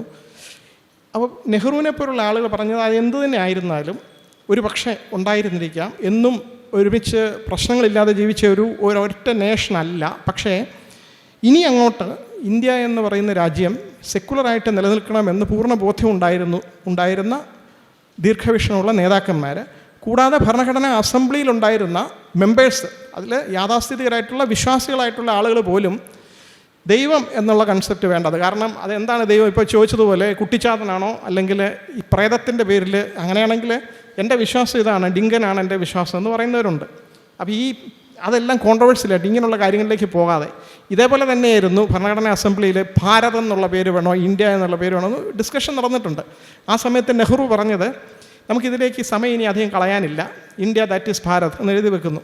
അപ്പം ഇങ്ങനെയുള്ള വിഷയങ്ങളിൽ കാരണമില്ലാത്ത കാര്യങ്ങൾ പറഞ്ഞ് സാങ്കല്പികമായിട്ടുള്ള കാര്യങ്ങളുടെ പേരിൽ പിന്നീട് പ്രശ്നങ്ങൾ ഉണ്ടാകാൻ സാധ്യതയുള്ള കാര്യങ്ങൾ മനഃപൂർവ്വം അവോയ്ഡ് ചെയ്തതാണ്. അത് വീണ്ടും പൊക്കിക്കൊണ്ടുവരികയാണ്. ഇപ്പോൾ ഇത് തിരുവനന്തപുരത്തെ ഒരു എക്സാമ്പിൾ പറഞ്ഞ്, നമ്മുടെ പാർലമെൻറ്റിൽ ചെങ്കോല വെക്കുന്നു. അവിടെ പാർലമെൻറ്റിൻ്റെ ഇനാഗ്രേഷൻ കൃത്യം ഒരു ദിവസം സമയമൊക്കെ നോക്കി തിരഞ്ഞെടുക്കുന്നു. പ്രധാനമന്ത്രി നേരിട്ട് പോയിട്ട് അമ്പലം ഉദ്ഘാടനം ചെയ്യുന്നു. ഇതെല്ലാം ഒരു സെക്കുലറായിട്ടുള്ള ഒരു രാജ്യത്തിന് പറ്റിയ കാര്യങ്ങളാണോ എന്നുള്ള ചോദ്യം അവിടെ നിൽക്കുകയാണ്. അപ്പോൾ കേരളം പൊതുവെ സെക്കുലറായി ഇതുവരെ നിന്നുകൊണ്ടിരുന്ന ഒരു അവസരത്തിലാണ് ഇങ്ങനെ ഒരു ദൈവവിശ്വാസം എന്നുള്ളത് ഒരു കാര്യം, പിന്നെ മതബോധം വരുന്ന ഒരു രാജ്യമായി മാറുകയാണെങ്കിൽ അവിടെ മജോറിറ്റിക്ക് എപ്പോഴും എഴുതി വെച്ചാലും ഇല്ലെങ്കിലും പേപ്പറിൽ എന്ത് തന്നെ എഴുതി വെച്ചാലും മതബോധമുള്ളൊരു സമൂഹമാണെങ്കിൽ മജോറിറ്റിയുടെ ഏതൊക്കെ വിശ്വാസങ്ങൾ അതിനെ ന്യായീകരിക്കുന്ന, അതിനെ ലെജിറ്റിമൈസ് ചെയ്യുന്ന ഒരു രീതിയിലേക്ക് പോകാനുള്ള സാധ്യത വളരെ കൂടുതലാണ്. പ്രധാനമായിട്ട് നമ്മുടെ അയൽ രാജ്യങ്ങളിൽ നടക്കുന്ന ചില സംഭവങ്ങൾ ചൂണ്ടിക്കാണിച്ചുകൊണ്ട് കൂടി, നോർത്തിൽ പ്രത്യേകിച്ച് ബംഗാളിലും ആസാമിലും ഒക്കെ ബംഗ്ലാദേശിൽ നടക്കുന്ന സംഭവങ്ങൾ പോലും ഒരു ഇഷ്യൂ ആയിട്ട് ഉയർത്തി കാണിച്ചുകൊണ്ട് അവിടെയും പ്രക്ഷോഭങ്ങൾ നടന്നുകൊണ്ടിരിക്കുകയാണ്. അപ്പോൾ ഒരു മജോറിറ്റേറിയൻ കമ്മ്യൂണലിസം, ഭൂരിപക്ഷ വർഗീയത എപ്പോഴും ഒരു രാജ്യത്തിന് ഭീഷണിയാണ്. ആ രാജ്യത്ത് സയൻറ്റിഫിക് ടെമ്പർ കുറയാനും അതിൽ റാഷണലായിട്ട് എല്ലാവരെയും ഉൾക്കൊണ്ടുകൊണ്ട് രാജ്യത്തിന് വേണ്ടി പുരോഗമനപരമായ ആശയങ്ങൾ മുന്നോട്ട് വെക്കുന്നതിലും പരാജയപ്പെടുത്തുന്ന ഒരവസ്ഥയാണ് ഭൂരിപക്ഷ വർഗീയതയ്ക്ക് അനുകൂലമായിട്ടുള്ള നയങ്ങൾ ഗവൺമെൻറ് തന്നെ സ്വീകരിക്കുക എന്ന് പറയുന്നത്. ദൗർഭാഗ്യവശാൽ ആ രീതിയിലൊക്കെയാണ് നമ്മുടെ രാജ്യം ഇപ്പം മുന്നോട്ട് പോയിക്കൊണ്ടിരിക്കുന്നത്. അതിൻ്റെ ഒരു ചെറിയ പ്രതിഫലനമാണ് തിരുവനന്തപുരത്ത് കണ്ടത്. അപ്പോൾ ഇത് ക്രിസ്റ്റോഫ് ജെഫ്രലറ്റിനെ പോലുള്ളവർ പറയുന്ന ഒരു വാദമുണ്ട്. ബാക്കി പല രാജ്യങ്ങളിലും ഫാസിസം എന്ന് പറഞ്ഞാൽ തിരിച്ചറിയാൻ കഴിയും. കാരണം ഫാസിസം, റിപ്പബ്ലിക്കൻ പാർട്ടിയുടെ ആശയങ്ങൾ മുസ്ലിം വിരോധമാണ്, അല്ലെങ്കിൽ കുടിയേറ്റ വിരോധമാണ്. America make America great again, ബാക്കി രാജ്യങ്ങളെ ഒക്കെ തിരസ്കരിച്ചുകൊണ്ടുള്ള അങ്ങനെയുള്ള വാദങ്ങൾ പ്രത്യക്ഷത്തിൽ തിരിച്ചറിയാൻ കഴിയും. ഇന്ത്യയിൽ ഇത് തിരിച്ചറിയാൻ കഴിയുന്നില്ല. കാരണം ഇതൊരു ഭക്തിയുടെ നിഴലിൽ കൂടെയാണ് വരുന്നത്. എല്ലാവർക്കും ഉള്ള വിശ്വാസമല്ല അതിനകത്ത് എന്താണ് തെറ്റെന്നുള്ള രീതിയിൽ വളരെ മൈൽഡായിട്ട് സോഫ്റ്റായിട്ട് ഇഞ്ചക്ട് ചെയ്യാണ്. അപ്പോൾ ഇതിനെ എതിർത്ത് പറയാൻ പോലും സെക്കുലറിസം അവകാശപ്പെടുന്ന രാഷ്ട്രീയ പാർട്ടികൾക്ക് പോലും ധൈര്യം വരാത്ത ഒരു അവസ്ഥയിലേക്ക് ഇന്ത്യയെ തള്ളിവിടുകയാണ്. ഇപ്പോൾ ആരും സെക്കുലർ എന്നുള്ള വാക്ക് പറയാൻ ധൈര്യപ്പെടുന്നില്ല എന്നുള്ള ഒരു അവസ്ഥയിലേക്ക് എത്തുകയാണെങ്കിൽ, ഞങ്ങളാണ് യഥാർത്ഥ ഹിന്ദുക്കൾ, നിങ്ങളല്ല, ഞങ്ങളാണ് യഥാർത്ഥ വിശ്വാസികൾ എന്ന ആളുകൾ പറയുന്നുണ്ട്. പണ്ട് ഈ BJPയുടെ നേതാവായിരുന്ന LK അഡ്വാനി പോലും പറഞ്ഞുകൊണ്ടിരുന്നത് അവർ സൂഡോ സെക്കുലറാണ്, BJP ഒരു സെക്കുലർ പാർട്ടിയാണ്. ഇപ്പം അങ്ങനെ ആരും പറയുന്നില്ല. ഇപ്പോൾ BJP സെക്കുലറാണെന്ന് ആരും പറയുന്നില്ല. ഇപ്പം ബാക്കി സെക്കുലറായിട്ടുള്ള പാർട്ടികൾ ഞങ്ങളാണ് യഥാർത്ഥ വിശ്വാസികൾ. ഇപ്പം നമ്മുടെ മുഖ്യമന്ത്രി തന്നെ ആഗോള അയ്യപ്പ സംഗമം വിളിച്ചു കൂട്ടിയിട്ട് ഇടതുപക്ഷത്തിൻ്റെ മുഖ്യമന്ത്രി ആരാണ് യഥാർത്ഥ ഭക്തനെന്ന് ശ്ലോകമൊക്കെ ഉദ്ധരിച്ച് പാടുകയാണ്. അപ്പോൾ അവിടെ നമ്മുടെ രാജ്യം എത്തിച്ചേർന്നിരിക്കുന്ന ആ ഒരു സ്ഥിതി, അത് പാകിസ്ഥാനിലൊക്കെ നടക്കുന്നത് പോലെ യഥാർത്ഥ ഇസ്ലാമാണ് എല്ലാവരും ഉൾക്കൊള്ളുന്നതാണ് ഞങ്ങളത്. മൈൽഡ് ഫോമാണ്, കുറച്ചുകൂടെ തീവ്രമായിട്ട് ബാക്കിയുള്ള അഹമ്മദീയർ, മുസ്ലിങ്ങളല്ല, ഷിയ മുസ്ലിങ്ങളല്ല, അങ്ങനെ തള്ളിക്കളയുന്നൊരു ഭാഗം, കുറേ കൂടെ തീവ്രമായിട്ട് കറക്റ്റ് മതബോധത്തിൽ വിശ്വസിക്കുന്ന ഒരു ഭാഗം. ജമായത്തെ ഇസ്ലാമി ശക്തി പ്രാപിച്ചുകൊണ്ടിരിക്കുകയാണ് ബംഗ്ലാദേശിൽ. അതിൻ്റെ ഒരു മിറർ ഇമേജ് ആയിട്ട് ഇന്ത്യ മാറുന്നത് വലിയൊരു അപകടമാണ്. ഇത് നമ്മൾ മാത്രം പറഞ്ഞാൽ പോലും, ഇത് മെയിൻ സ്ട്രീം രാഷ്ട്രീയത്തിൽ, മുഖ്യധാര രാഷ്ട്രീയത്തിലെ പാർട്ടികൾ ഇത് ഏറ്റെടുക്കുകയും മുഖ്യധാര രാഷ്ട്രീയത്തിൽ നിൽക്കുന്നതിനെ എതിർക്കാനുള്ള ധൈര്യം കാണിക്കുകയും കൂടി വേണം. ഇതൊരു പ്രൈവറ്റ് അഫെയർ ആയിട്ട് വെച്ച് കഴിഞ്ഞാൽ ആരുടെയും വിശ്വാസത്തിനെതിരല്ല. വ്യക്തിപരമായിട്ട് വിശ്വാസമുള്ളവരും ഇല്ലാത്തവരൊക്കെ ഉണ്ട്. അവർക്ക് അവരുടെ വിശ്വാസങ്ങൾ വെച്ച് പുലർത്തി ഇത് രാഷ്ട്രീയത്തിലേക്ക് കൊണ്ടുവരണ്ട എന്ന് പറയുന്നൊരവസ്ഥയിലേക്ക് ചെല്ലുകയാണെങ്കിൽ, അങ്ങനെ ഒരു അവസ്ഥയിലേക്ക് പോകാതെ ഇന്ത്യക്ക് ഒറ്റക്കെട്ടായിട്ട് നിൽക്കാൻ കഴിയില്ല എന്ന് തോന്നുന്നു. കാരണം അങ്ങനെയുള്ള ഒരു അവസ്ഥയിൽ ജവഹർലാൽ നെഹ്റു ഒക്കെ ഭരിച്ചുകൊണ്ടിരുന്ന അവസ്ഥയിൽ പ്രശ്നങ്ങളില്ലാത്ത ഇതുണ്ടായിരുന്നു. അത് മാത്രമല്ല, ഇതിലേക്ക് ഈ ഹിന്ദുത്വ രാഷ്ട്രീയത്തിലേക്ക് പോകാതെ മാറി നിന്നിടത്തൊന്നും കോൺഗ്രസ്സിന് കഴിഞ്ഞ പ്രാവശ്യം അയോധ്യയുടെ ഉദ്ഘാടന ചടങ്ങിൽ പങ്കെടുത്തില്ല. പക്ഷേ അതിൻ്റേതായിട്ടുള്ള നഷ്ടങ്ങളൊന്നും വന്നിട്ടില്ല. അവിടുത്തെ അയോധ്യ അമ്പലം ഇരിക്കുന്ന ആ മണ്ഡലത്തിൽ പോലും BJP പരാജയപ്പെടുന്നൊരവസ്ഥ വന്നു. അപ്പോൾ അതിൽ നിന്ന് മനസ്സിലാകുന്നത് ജനങ്ങളുടെ അടുത്ത് റിയൽ ഇഷ്യൂസ്, അവരുടെ വിശപ്പിൻ്റെ കാര്യങ്ങൾ, ജോലിയുടെ കാര്യങ്ങൾ, ബാക്കി കാര്യങ്ങൾ ഡിസ്കസ് ചെയ്യുകയും ഐഡൻറ്റിറ്റി പൊളിറ്റിക്സ്, നമ്മുടെ മതത്തിൻ്റെ ബേസിസിലുള്ള ഐഡൻറ്റിറ്റി പൊളിറ്റിക്സ് ഒഴിവാക്കുകയും ചെയ്യുകയാണെങ്കിൽ അത് ഉൾക്കൊള്ളും. അങ്ങനെ ഒരു അവസ്ഥയിലേക്ക് പോകേണ്ട അത്യാവശ്യമുണ്ട്. ഇന്നല്ലെങ്കിൽ നാളെ അതിനുള്ള ഒരു ആവശ്യം വരും. അത് രാഷ്ട്രീയ പാർട്ടികൾ ആ അവസ്ഥയിലേക്ക് പോകണമെങ്കിൽ നമ്മൾ ഈ കാര്യങ്ങൾ നിരന്തരം ചർച്ച ചെയ്തുകൊണ്ടിരിക്കണം. മുഖ്യധാര രാഷ്ട്രീയ പാർട്ടികൾ ഇത് ഏറ്റെടുക്കണം. എല്ലാ പാർട്ടികളിലും നമ്മുടെ റാഷണൽ പ്രോഗ്രാംസിലൊക്കെ വരാൻ ആളുകൾ വേണം. അവിടെ ശ്രീ അന്തരിച്ച PT തോമസിനെ പോലുള്ളവർ, അല്ലെങ്കിൽ ഇപ്പോഴും ഉണ്ട് 5-6 പേര് UPA മന്ത്രിസഭയുടെ സമയത്ത് 6 പേര് ദൃഢപ്രതിജ്ഞ എടുത്തിരുന്നു. ആ സമയത്ത് അത് വന്നിരുന്നു. ചിദംബരം, AK ആൻ്റണി, വീരപ്പ മൊയ്ലി, അങ്ങനെ 5-6 പേര്, മണിശങ്കർ അയ്യർ, അവരൊക്കെ ദൈവവിശ്വാസം ഇല്ലാത്തവരാണ്, പരസ്യമായിട്ട് പ്രഖ്യാപിക്കുന്നവർ, ദൃഢപ്രതിജ്ഞ ചെയ്തൊരു അവസ്ഥ ഉണ്ടായിട്ടുണ്ട്. അങ്ങനെയുള്ളവരിപ്പോൾ രാഷ്ട്രീയത്തിൽ കുറവായിക്കൊണ്ടിരിക്കുകയാണ്. ഇപ്പോൾ രാഷ്ട്രീയത്തിൻ്റെ പ്രധാന നേതാക്കൾ പോലും അമ്പലത്തിലും പള്ളിയിലും ഒക്കെ കയറി അങ്ങനെ വിശ്വാസം ഉണ്ടെങ്കിൽ പോവാം. പക്ഷേ അത് ഇലക്ഷൻ്റെ സമയത്ത് ചെയ്യുന്നത്, നമ്മളത് ഇത് ആവശ്യമില്ല എന്നുള്ളൊരു മെസ്സേജ് കൃത്യമായിട്ട് ജനങ്ങളുടെ ഇടയിൽ നിന്ന് പോകണം. അപ്പോൾ അത് ഈ ഒരു ഇഷ്യൂ ഇപ്പോൾ ഇത് അസാധുവാണ്. ഈ സത്യപ്രതിജ്ഞ ചെയ്തിരിക്കുന്ന മുഴുവൻ കേരള ഹൈക്കോടതിയിൽ നിന്ന് വിധി വരും. കാരണം അത് നേരത്തെ ഉള്ള അത് ഫോളോ ചെയ്യാനേ പറ്റൂ. അത് വന്നു കഴിയുമ്പോൾ ഇവർക്ക് വീണ്ടും ദൈവനാമത്തിലോ സത്യപ്രതിജ്ഞ ചെയ്യേണ്ടി വരും. അതുകൂടാതെ ഓരോ അവസരത്തിലും രാഹുകാലം നോക്കി നിന്ന് ഇത് ചെയ്യുകയൊക്കെ ചെയ്യുമ്പോൾ നമ്മൾ ചോദ്യം ചെയ്യണം. ഇത്രയും പറയുകൊണ്ട് ഞാൻ നിർത്തുന്നു. ശ്രീ I. ഗോപിനാഥ്. ഞാൻ വളരെ കുറച്ച് പറയുന്നുള്ളൂ. സുഖമില്ല, പനി, തലവേദനയൊക്കെയാണ്. കഴിഞ്ഞ തവണ ഇതേപോലെ പരിപാടിക്ക് വരാൻ എനിക്ക് വരാൻ പറ്റാത്തതുകൊണ്ട് ഇന്നും വന്നില്ലെങ്കിൽ ശരിയല്ലല്ലോ എന്നുള്ളതുകൊണ്ട് മാത്രം വന്നതാണ്. എന്തായാലും ഇവിടെ പറഞ്ഞ അഭിപ്രായത്തിൽ നിന്ന് അല്പം വ്യത്യസ്തമായിട്ടുള്ള അഭിപ്രായമാണ് എനിക്ക് ഈ വിഷയത്തിൽ പറയാനുള്ളത്. അടിസ്ഥാനപരമായിട്ട് 2-3 കാര്യങ്ങളിൽ നിന്നിട്ടാണ് അത് പറയുന്നത്. ഒന്ന്, ഇന്ത്യ ഒരു ജനാധിപത്യ രാഷ്ട്രമാണ്, അല്ലെങ്കിൽ ആവണം. ജനാധിപത്യം എന്ന് പറയുന്നത് അവരവർക്ക് സ്വന്തം വിശ്വാസം കാത്തു സൂക്ഷിക്കാനും അതേസമയം മറ്റുള്ളവരിൽ അടിച്ചേൽപ്പിക്കാതിരിക്കുക, അതൊക്കെ ഞാൻ പറയേണ്ട കാര്യമല്ലോ, നമുക്കെല്ലാവർക്കും അറിയാവുന്നൊരു സംഭവമാണ്. മതേതരത്വം, ഏത് മതത്തിലും ഏത് വിശ്വാസത്തിലും ജീവിക്കാനും അത് നേരത്തെ ഇവിടെ ശരി മാഷ് അത് കൃത്യമായിട്ട് പറഞ്ഞു. മതേതരത്വം എന്ന് പറഞ്ഞാൽ മതവിരുദ്ധമല്ല, മതേതരമാണ്. സ്വന്തം മതത്തിൽ വിശ്വസിക്കാനുള്ള അവകാശം, അതനുസരിച്ച് ജീവിക്കാനുള്ള അവകാശം, അത് മറ്റൊരാളുടെ വിശ്വാസത്തെ ഹനിക്കുന്നതാകരുതെന്നുള്ള പ്രാഥമിക കാര്യം ഞാൻ റിപ്പീറ്റ് ചെയ്യേണ്ട കാര്യമില്ലല്ലോ, അതെല്ലാവർക്കും അറിയാവുന്ന കാര്യമാണ്. 3 ബഹുസ്വരത, വൈവിധ്യമാണ് നമ്മൾ ഉയർത്തിപ്പിടിക്കേണ്ടത്, ഏകതയല്ല എന്ന് വിശ്വസിക്കുന്ന ആളാണ് ഞാൻ. തുല്യതയിലൂന്നിയ വൈവിധ്യമാണ് നമ്മൾ ഉയർത്തിപ്പിടിക്കേണ്ടത്. വിശ്വാസങ്ങൾ ഒരുപാടാവാം, തുല്യതയിലുള്ള വൈവിധ്യത്തിൽ നിൽക്കട്ടെ. മതവിശ്വാസങ്ങളാവാം, മറ്റേത് തരത്തിലുള്ള വിശ്വാസങ്ങളാവാം. ജാതി അതിൽ പെടില്ല.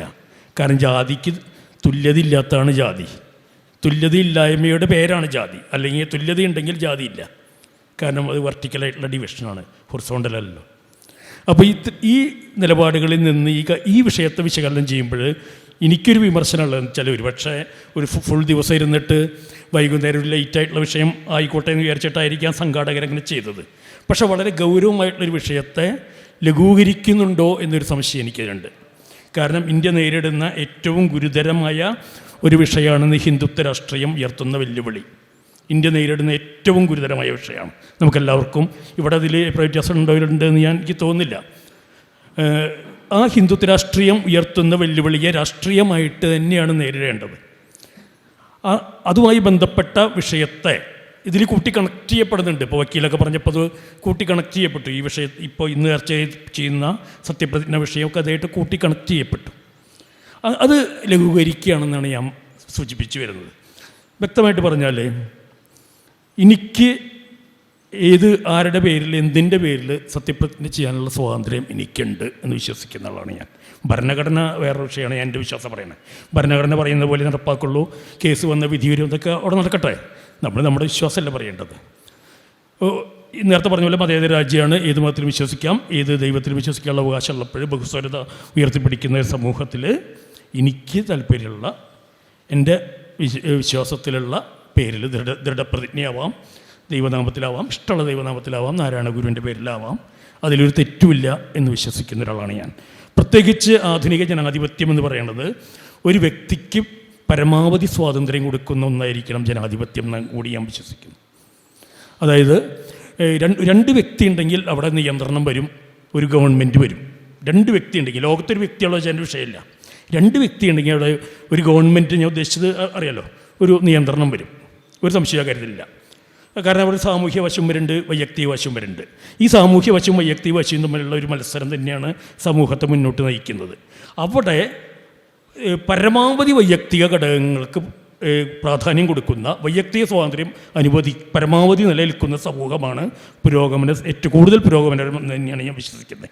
അതായത് ഒരാൾ ഇഷ്ടമുള്ള ഡ്രസ്സ് കഴിക്കുക, ഇഷ്ടമുള്ള ഭക്ഷണം കഴിക്കുക, ഇതൊക്കെ പരമാവധി വൈയക്തിക സ്വാതന്ത്ര്യമാണ്. അത് ഭരണകൂടം ഇടപെട്ട് തടയേണ്ട ഒരു കാര്യമില്ല.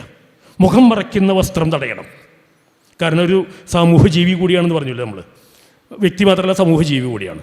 അപ്പോൾ മുഖം മറച്ചുകൊണ്ട് ഒരു സാമൂഹ്യ ജീവിതം സാധ്യമല്ല. പക്ഷെ തട്ടമിടാനുള്ള അവകാശം ഒരു വ്യക്തിക്കുണ്ട്. അത് മറ്റൊരാളുടെ സ്വാതന്ത്ര്യത്തെ തടയുന്നില്ല. അതുപോലെ അതിന് ഒരുപാട് ഉദാഹരണങ്ങൾ പറയാം. ശ്രീറാം എന്ന് വിളിക്കാനുള്ള അവകാശമുണ്ട്, ശ്രീറാം വിളിക്കാത്തവരെ കൊന്നുകളയാനുള്ള അവകാശമില്ല. അത് ഞാൻ പ്രത്യേകിച്ച് പറയേണ്ട കാര്യമല്ലോ. ബീഫ് കഴിക്കാനുള്ള സ്വാതന്ത്ര്യമുണ്ട്, പന്നി കഴിക്കാനുള്ള സ്വാതന്ത്ര്യമുണ്ട്, കഴിക്കാത്തവരെ കൊന്നുകളയാനുള്ള സ്വാതന്ത്ര്യമില്ല. ഈ സ്വാതന്ത്ര്യം പരമാവധി വ്യക്തി സ്വാതന്ത്ര്യം അംഗീകരിക്കുന്ന സൊസൈറ്റിയാണ് ഞാനൊക്കെ സ്വപ്നാവ് കാണുന്നത്. അവിടെ ഇതൊക്കെ ഒരു ചെറിയ വിഷയമാണ്. പ്രേതത്തിൻ്റെ പേരിൽ സത്യപ്രതിജ്ഞ ചെയ്യേ, അല്ലെങ്കിൽ ദൈവത്തിൻ്റെ പേരിലോ ചെകുത്താൻ്റെ പേരിലോ എന്തിൻ്റെ പേരിൽ സത്യപ്രതിജ്ഞ, അവനവൻ്റെ വിശ്വാസമാണ് വലുത്. സ്വന്തം വിശ്വാസം അതാണെങ്കിൽ അതിലൊരു തെറ്റുണ്ട് ഞാൻ വിശ്വസിക്കുന്നില്ല. പിന്നെയുള്ളതൊരു വിശ്വാസത്തിൻ്റെ വിഷയമാണ്. സയൻറ്റിഫിക് ടെമ്പർ എന്നൊക്കെ നമ്മൾ നിരന്തരം ഉപയോഗിക്കുന്ന വാക്കുകൾ വിശ്വാസത്തിൻ്റെ ഒരു വിഷയമാണ് പിന്നെയുള്ളത്. ഞാൻ ഒരിക്കലും ഒരു ദൈവവിശ്വാസിയോ യുക്തിവാദിയോ അല്ല. കാരണം എനിക്ക് ഇപ്പോഴും ഒരു ക്ലാരിറ്റി ഇല്ലാത്തൊരു വിഷയമാണ്. ദൈവം ഉണ്ട് എന്ന് എല്ലാം പൊതുവർത്ഥത്തിലിട്ടാണ് നിലനിൽക്കുന്ന പൊതുവായ അർത്ഥത്തിലുള്ള കാര്യം ഞാൻ പറയണേ. പൊതുവായ അർത്ഥത്തിൽ ദൈവമുണ്ട് എന്ന് ഞാൻ വിശ്വസിക്കുന്നില്ല. കാരണം രൂപം ദൈവമുണ്ട്, നമ്മളെയൊക്കെ സൃഷ്ടിച്ചൊരു ദൈവമുണ്ട് എന്ന് ഞാൻ വിശ്വസിക്കുന്നില്ല.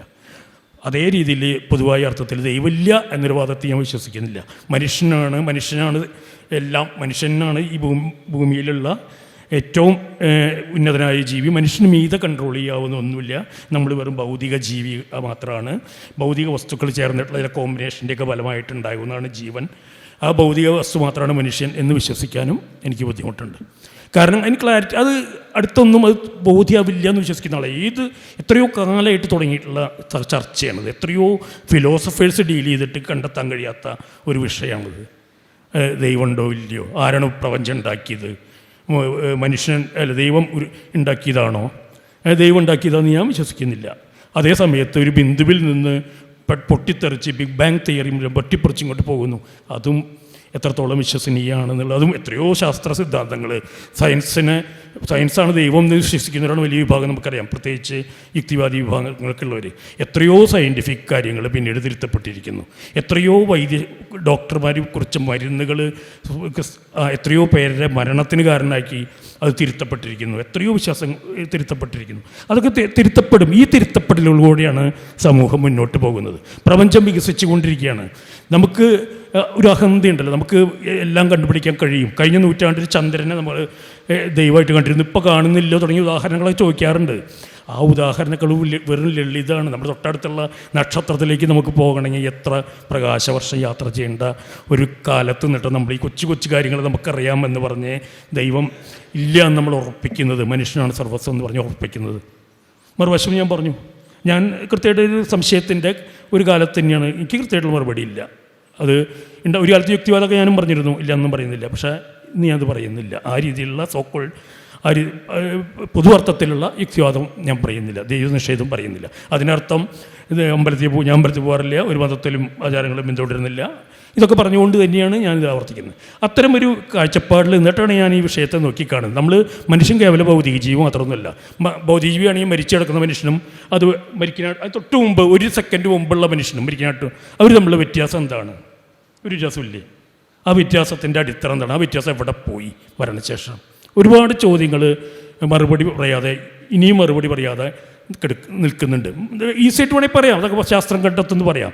അത് അടുത്ത കാലത്തൊന്നും കണ്ടെത്തുന്ന വിശ്വസിക്കുന്നില്ല. മാത്രമല്ല ശാസ്ത്രം അന്തിമമാണ്, എല്ലാറ്റിനും പരിഹാരമാണ് എന്നും ഞാൻ വിശ്വസിക്കുന്നില്ല.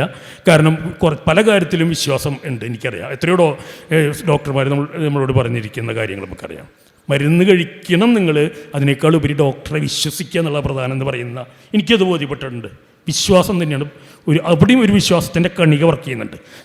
മിക്ക ഡോക്ടർമാരും ഒരു ഘട്ടം കൂടി പോയിട്ട് നമ്മൾ ഇയാൾ ചെയ്തു ഇനി ദൈവത്തിൻ്റെ കയ്യിൽ നിന്ന് പറയുന്ന ഡോക്ടർമാരുണ്ട്. ഞാൻ അതല്ല പറയുന്നത്.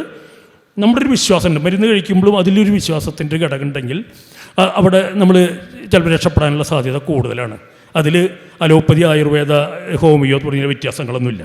ഇതൊക്കെ എവിടെയും ബാധകമാണ്. അപ്പോൾ ഇത്തരൊരു സാഹചര്യത്തിൽ നിൽക്കുമ്പോൾ നമ്മൾ ഇതേ സമയം ഞാൻ ആദ്യം പറഞ്ഞ പോലെ ഇന്ത്യ നേരിടുന്ന ഏറ്റവും ഭീകരമായിട്ട് ഹിന്ദുത്വ മൗലികവാദവും ഹിന്ദുത്വ മൂല്യങ്ങളും ഉയർത്തിപ്പിടിക്കലും കൊണ്ടുവരുന്നൊരു സാഹചര്യത്തിൽ ഇസ്ലാമോഫോബിക് ആയിട്ടുള്ളൊരു സമൂഹമായിട്ട് ഇന്ത്യ മാറിക്കൊണ്ടിരിക്കുന്നൊരു സാഹചര്യത്തിൽ, പ്രത്യേകിച്ച് കേരളം, വോട്ടൊന്നും കിട്ടിയില്ലായിരിക്കുക, അല്ല വോട്ടല്ല സീറ്റ് കാര്യമായിട്ട് കിട്ടിയില്ലെങ്കിലും കേരളത്തിൽ ഏറ്റവും ഭീകരമായിട്ടുള്ള മുസ്ലിം വിരുദ്ധ മനോഭാവമുള്ള സംസ്ഥാനമായിട്ട് കേരളം നിന്ന് മാറിയിട്ടുണ്ട്.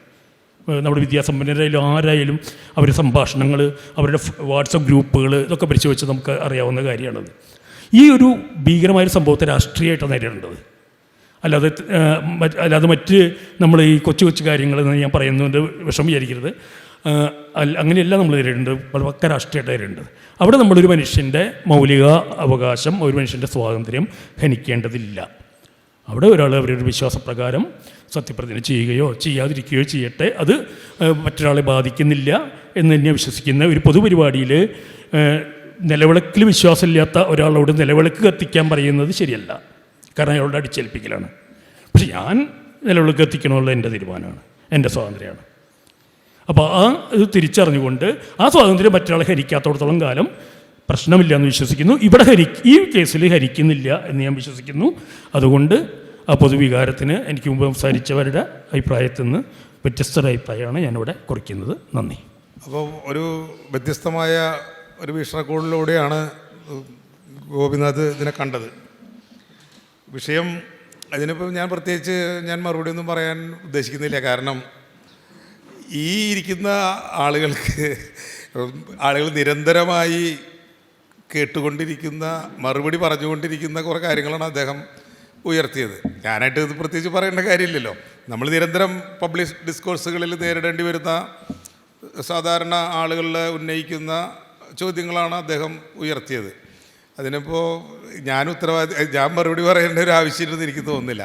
എനിക്ക് പറയാനുള്ളത്, വേറെ ആരെങ്കിലും ഇനി സംസാരിക്കാനുള്ളവർക്ക് ഇവിടെ എന്തായാലും വൈകി സംസാരിക്കാനുള്ള ആളുകൾക്ക് ഇവിടെ വന്ന് സംസാരിക്കാം എന്നാണ് എനിക്ക് പറയാനുള്ളത്. അദ്ദേഹം അപ്പുറമില്ല ഇപ്പുറമില്ല ഈ എന്താ പറയുക, ഒരു നാളികേരത്തിനെ പറ്റി തേങ്ങനെ പറ്റി പറയും. ഈ ആ ഒരു സമീപനം എടുത്തപ്പോൾ എനിക്കൊരു സംശയം, ഇന്ത്യയിൽ ഇപ്പോൾ സംഭവിച്ചുകൊണ്ടിരിക്കുന്ന ഈ സകല അദ്ദേഹത്തിന് ഇഷ്ടപ്പെടാത്ത ഫാസിസ്റ്റ് അല്ലെങ്കിൽ ഹിന്ദു വർഗീയതയുടെ അല്ലെങ്കിൽ ഭീകരതയുടെ ഈ ഏർപ്പാടൊക്കെ അദ്ദേഹത്തിനറിയാത്ത ഒരു ദിവ്യശക്തിയുടെ പ്രവർത്തന ഫലമാണ് എന്ന് ഞാൻ പറഞ്ഞാൽ അദ്ദേഹം അതെങ്ങനെ നിഷേധിക്കും? എല്ലാവർക്കും നമസ്കാരം. എനിക്ക് പറയാനുള്ളത്, ഇപ്പം നമ്മുടെ ഇവിടുത്തെ വേദിയിൽ ഇഷ്ടമുള്ള ദൈവങ്ങളെ പലരും ഇങ്ങനെ പറഞ്ഞു, അവർ സത്യപ്രതിജ്ഞ ചൊല്ലി. എന്നാൽ നമ്മൾ ഏറ്റവും ഡെമോക്രസി പറയുന്ന അമേരിക്കയുടെ ഇതിൽ ഇപ്പോൾ മംതാനി ചെയ്ത പണി എന്താ ചെയ്തത്? അദ്ദേഹം മറ്റേ മതഗ്രന്ഥം പിടിച്ചുകൊണ്ടാണ് ചെയ്തത്, മുസ്ലിം മതഗ്രന്ഥം പിടിച്ചുകൊണ്ടാണ് ചെയ്തത്. അത് നമുക്ക് നമ്മുടെ നാട്ടിൽ മാത്രമല്ല അവിടെ നടക്കുന്നു എന്നുള്ളത് ഒരു ഞാൻ ചൂണ്ടിക്കാണിക്കുന്നു എന്നുള്ളൂ. വേറെ എനിക്ക് അതിൽ ഡിസ്കഷനായിട്ട് ഞാൻ വലിയ ഉദ്ദേശിക്കുന്നില്ല. അപ്പോൾ മതത്തിൻ്റെ ഒരു പിടി എല്ലായിടത്തും ഉണ്ട് എന്നുള്ളതാണ്, അത് കൂടി വരുന്നു എന്നുള്ളതാണ് നമ്മൾ മനസ്സിലാക്കുന്നത്. അത് പറഞ്ഞുകൊണ്ട് ഞാൻ ശ്രമിക്കും. എൻ്റെ പേര് സുനിൽ. ആദ്യം തന്നെ അന്തിക്കാട് പറഞ്ഞു എല്ലാവരും ദൃഢപ്രതിജ്ഞ ചെയ്യണമെന്നാണ് ആഗ്രഹം എന്ന് പറഞ്ഞു. അത് സംഭവിക്കാൻ അതിന് ഭൂരിപക്ഷം ഉണ്ടാകാനുള്ളൊരു സാധ്യതയുണ്ട്. ഇങ്ങനെ വികേന്ദ്രീകരിച്ച് ആളുകൾ സത്യപ്രതിജ്ഞ ചെയ്യുകയാണെങ്കിൽ കൂടുതൽ നമ്മുടെ ഗ്രാമത്തിലുള്ള അല്ലെങ്കിൽ അങ്ങനെയുള്ള കുറേ ദൈവങ്ങളൊക്കെ ഉണ്ടല്ലോ, അങ്ങനെ കുട്ടി ദൈവങ്ങളെല്ലാവരും തന്നെ സത്യപ്രതിജ്ഞ വേദിയിൽ വരാൻ തുടങ്ങിക്കഴിഞ്ഞാൽ, വികേന്ദ്രീകൃതമായി കഴിഞ്ഞാൽ, വിശ്വാസികൾ വികേന്ദ്രീകൃതമായിട്ട് സത്യപ്രതിജ്ഞ ചെയ്യാൻ തുടങ്ങിക്കഴിഞ്ഞാൽ അവസാനം ദൃഢപ്രതിജ്ഞക്കാർക്കായിരിക്കും ഭൂരിപക്ഷം. അതൊരു സാധനം. പക്ഷേ ഒരു ഇത് തോന്നിയതെന്ന് വെച്ചിട്ടുണ്ടെങ്കിൽ, എന്തെങ്കിലും കുറച്ച് നാൾ കഴിയുമ്പോൾ നമ്മുടെ ഡിങ്കനാമത്തിൽ സത്യപ്രതിജ്ഞ ചെയ്യുന്ന ഒരാളും കൂടെ വന്നേക്കാം, അങ്ങനെ ഒരു പ്രതീക്ഷ കൂടെ ഉണ്ട് ഇങ്ങനെ വരുമ്പോൾ, അല്ലേ? അതൊരു നല്ലൊരു കാര്യമാണ്. പിന്നെ ഇവിടെ ഈ ചർച്ച സംഘടിപ്പിച്ചതിൽ ഇപ്പോൾ ഈ രണ്ട് വ്യത്യസ്ത, ഒരു പഴയ മറ്റേ MC ജോസഫിൻ്റെ ശിഷ്യൻ എന്ന് പറഞ്ഞിട്ട് ഒരാളെ പരിചയപ്പെടാനുണ്ടായി. അത് വളരെ സന്തോഷമുണ്ട്. അയാളുടെ നിരാശയിൽ ഞാൻ പങ്കുചേരുന്നില്ല. അയാളൊക്കെ പോയി തല്ലുകൊണ്ടതിൻ്റെ ഫലം തീർച്ചയായിട്ടും ഉണ്ട്. 32 പേര് പോയി തല്ലുകൊണ്ടിട്ടുണ്ടെങ്കിൽ ഇന്ന് അവിടെ ആളുകൾ ഉണ്ട്, സംഖ്യ കൂടുതൽ വരുന്നുണ്ട്. പക്ഷേ നമ്മുടെ പരിസരത്ത് നോക്കി കഴിഞ്ഞിട്ടുണ്ടെങ്കിൽ പണ്ട് 40 ദിവസം 50 ദിവസം അങ്ങാണ്ട് എന്തൊക്കെയോ വ്രതമൊക്കെ ചെയ്തിട്ടാണ് ആളുകൾ പോയിക്കൊണ്ടിരുന്നത്. ഇന്ന് അങ്ങനെയല്ല. ഇന്നിപ്പോൾ മലയാളി പോകുന്നത് എങ്ങനെയാണെന്ന് വെച്ച് കഴിഞ്ഞാൽ, ആരൊക്കെ പോയിന്ന് നമുക്കറിയില്ല. എങ്ങനെയാണെന്ന് ചോദിച്ചു കഴിഞ്ഞിട്ട് പോകുന്ന ഒരാളോട് പോയി ഇത്തവണ പോയില്ലേ എന്ന് ചോദിച്ചു കഴിഞ്ഞാൽ പറയും, ഞാൻ 2 ദിവസം മുന്നേ മാലയിട്ടു, ഇന്നലെ പോയി, ഇന്ന് തിരിച്ചു വന്നു. ഇത്രയേ ഉള്ളൂ. ഇപ്പോൾ അതൊരു ഫാഷൻ എന്നുള്ള നിലയ്ക്ക് മാത്രമേ ഉള്ളൂ മലയാളിയുടെ സംബന്ധിച്ച്. അപ്പം നിങ്ങളെടുത്ത പണിക്ക് ഒരു ദോഷവും വന്നിട്ടില്ല, അതിന് ഫലമേ ഉണ്ടായിട്ടുള്ളൂ. പിന്നെയുള്ളതെന്ന് പറയുന്നത് നിങ്ങൾ പറയുന്ന ആ ദിവ്യാത്ഭുത അനാവരണം, ആ ഒരു കാലഘട്ടം കേരളത്തിൽ കഴിഞ്ഞു. ഇപ്പം തന്നെ ഇതിപ്പോൾ കഴിഞ്ഞ ആഴ്ച എറണാകുളത്ത് ദീപ്ത് എന്ന് പറഞ്ഞ ഒരു പരിപാടിയിൽ നരേന്ദ്രനായിക്, ഫിറയുടെ പ്രസിഡന്റ് നരേന്ദ്രനായിക് സംസാരിക്കുകയുണ്ടായി. അദ്ദേഹം ഇപ്പോഴും ഈ ദിവ്യാത്ഭുത അനാവരണത്തിൻ്റെ കാര്യമാണ് പറയണത്, ഇന്ത്യ ഒട്ടാകെ ചെയ്യുന്നതിൻ്റെ. ആ സമൂഹങ്ങളിൽ നിന്ന് നമ്മൾ ഇവിടെ ഒരുപാട് വ്യത്യാസം വന്നിട്ടുണ്ട്. പ്രതീക്ഷയ്ക്ക് വകയുണ്ട്. ഈ ചെയ്യുന്ന കാര്യങ്ങളൊക്കെ ഒന്നും നിരാശപ്പെടേണ്ട ഒരു കാര്യം ഉണ്ടായിട്ടില്ല, മുന്നോട്ട് തന്നെയാണ് പോകുന്നത്. അപ്പോൾ ഈ ഡിങ്കനാമത്തിൽ സത്യപ്രതിജ്ഞ ചെയ്യാനുള്ള ഒരു അവസരം ഉണ്ടാവട്ടെ. മറ്റേ അഡ്വക്കേറ്റ് പറഞ്ഞതുപോലെ ഇത് കോടതിയിലൊന്നും പോവാതെ ഈ രീതിയിൽ പോയി കഴിഞ്ഞാൽ ഭൂരിപക്ഷം പേര് ദൃഢപ്രതിജ്ഞയും ഈ ചാത്തനും മാടൻ്റെയൊക്കെ പേരിലും പ്രേതത്തിൻ്റെ പേരിലൊക്കെ സത്യപ്രതിജ്ഞ ചെയ്തതിൻ്റെ കൂട്ടത്തിൽ കുറേശ്ശെ ഡിങ്കനാമത്തിൽ സത്യപ്രതിജ്ഞ കുറച്ച് ആളുകളും കൂടെ വരും എന്നുള്ള പ്രതീക്ഷ പങ്കുവെച്ചുകൊണ്ട് നിർത്തുന്നു. എനിക്കിവിടെ പ്രത്യേകിച്ച് പറയാനുള്ളത്, ജാതി മനുഷ്യരെ പരസ്പരം ഉച്ചനീതന്മാരാക്കുന്നു എന്ന് നമ്മുടെ ഗോപി സാർ പറഞ്ഞു. അതിനോട് എനിക്ക് ജാതി പോലെ തന്നെ മനുഷ്യനെ ഏറ്റവും അധികം വേർതിരിക്കുന്നതാണ് മതവും. ഓരോ മതങ്ങളും, അപ്പോൾ നമ്മളെ പ്രധാനപ്പെട്ട യുദ്ധങ്ങളൊക്കെ നടന്നതും ഈ മതത്തിൻ്റെ പേരിൽ തന്നെയാണ്. ഒരു മതം മികച്ചതും ഒരു മതം താഴെയും എന്നുള്ള രീതിയിൽ തന്നെയാണ് കാണുന്നത്. അതായത് സമന്മാരാണ്. നമ്മൾ മതേതര രാഷ്ട്രം ഇന്ത്യയിൽ കോൺസ്റ്റിറ്റ്യൂഷൻ പറയുന്നുണ്ടെങ്കിൽ മതേതര രാഷ്ട്രം എന്ന് പറയുന്നത് എല്ലാ മതം ഈക്വലാണെന്ന് പറയും. പക്ഷേ ജാതിയെക്കാട്ടി ഹീനമായ ഒരു അവസ്ഥ തന്നെയാണ് മതങ്ങൾക്കുള്ളിലുള്ളത്. ഈ ജൂതന്മാരെയൊക്കെ കൊന്നു തീർത്തത് എന്തിനാണ്? മതത്തിൻ്റെ പേരിലാണ്. കുരിശുയുദ്ധങ്ങൾ നടന്നത് മതത്തിൻ്റെ പേരിലാണ്. ഇന്ന് ഇവിടെ നടക്കുന്നത് എല്ലാം മതത്തിൻ്റെ പേരിൽ തന്നെയാണ്. അപ്പോൾ ജാതി പോലെ തന്നെ എതിർക്കപ്പെടേണ്ട ഒന്ന് തന്നെയാണ് മതവും. അത് നമ്മൾ മതം എതിർക്കപ്പെടേണ്ടതല്ല എന്നുള്ള രീതിയിലേക്കോ അല്ലെങ്കിൽ ദൈവങ്ങളെ എതിർക്കപ്പെടേണ്ടതല്ല എന്നുള്ള രീതിയിലേക്ക് നമ്മൾ വരുന്നത് എനിക്കത് അംഗീകരിക്കാൻ സാധ്യമല്ല. അതെൻ്റെ അഭിപ്രായമാണ്. അപ്പോൾ ഈക്വലായിട്ടുള്ളൊരു കാര്യം തന്നെയാണ്. ജാതി പോലെ ഉച്ചനീചത്വം ഉള്ളത് തന്നെയാണ് മതവും. മതങ്ങളിലും ഉച്ചനീചത്വമുണ്ട്. എല്ലാവരും എന്താ പറയുക, നമ്മളിപ്പോൾ ഹിന്ദു രാഷ്ട്രം എന്ന് പറയുമ്പോൾ ഈ സനാതന ധർമ്മമാണ് ഏറ്റവും മഹത്തരം എന്ന് പറഞ്ഞുകൊണ്ടാണല്ലോ ഈ ഹിന്ദുത്വം ഇവിടെ ഇങ്ങനെ വരുന്നത്.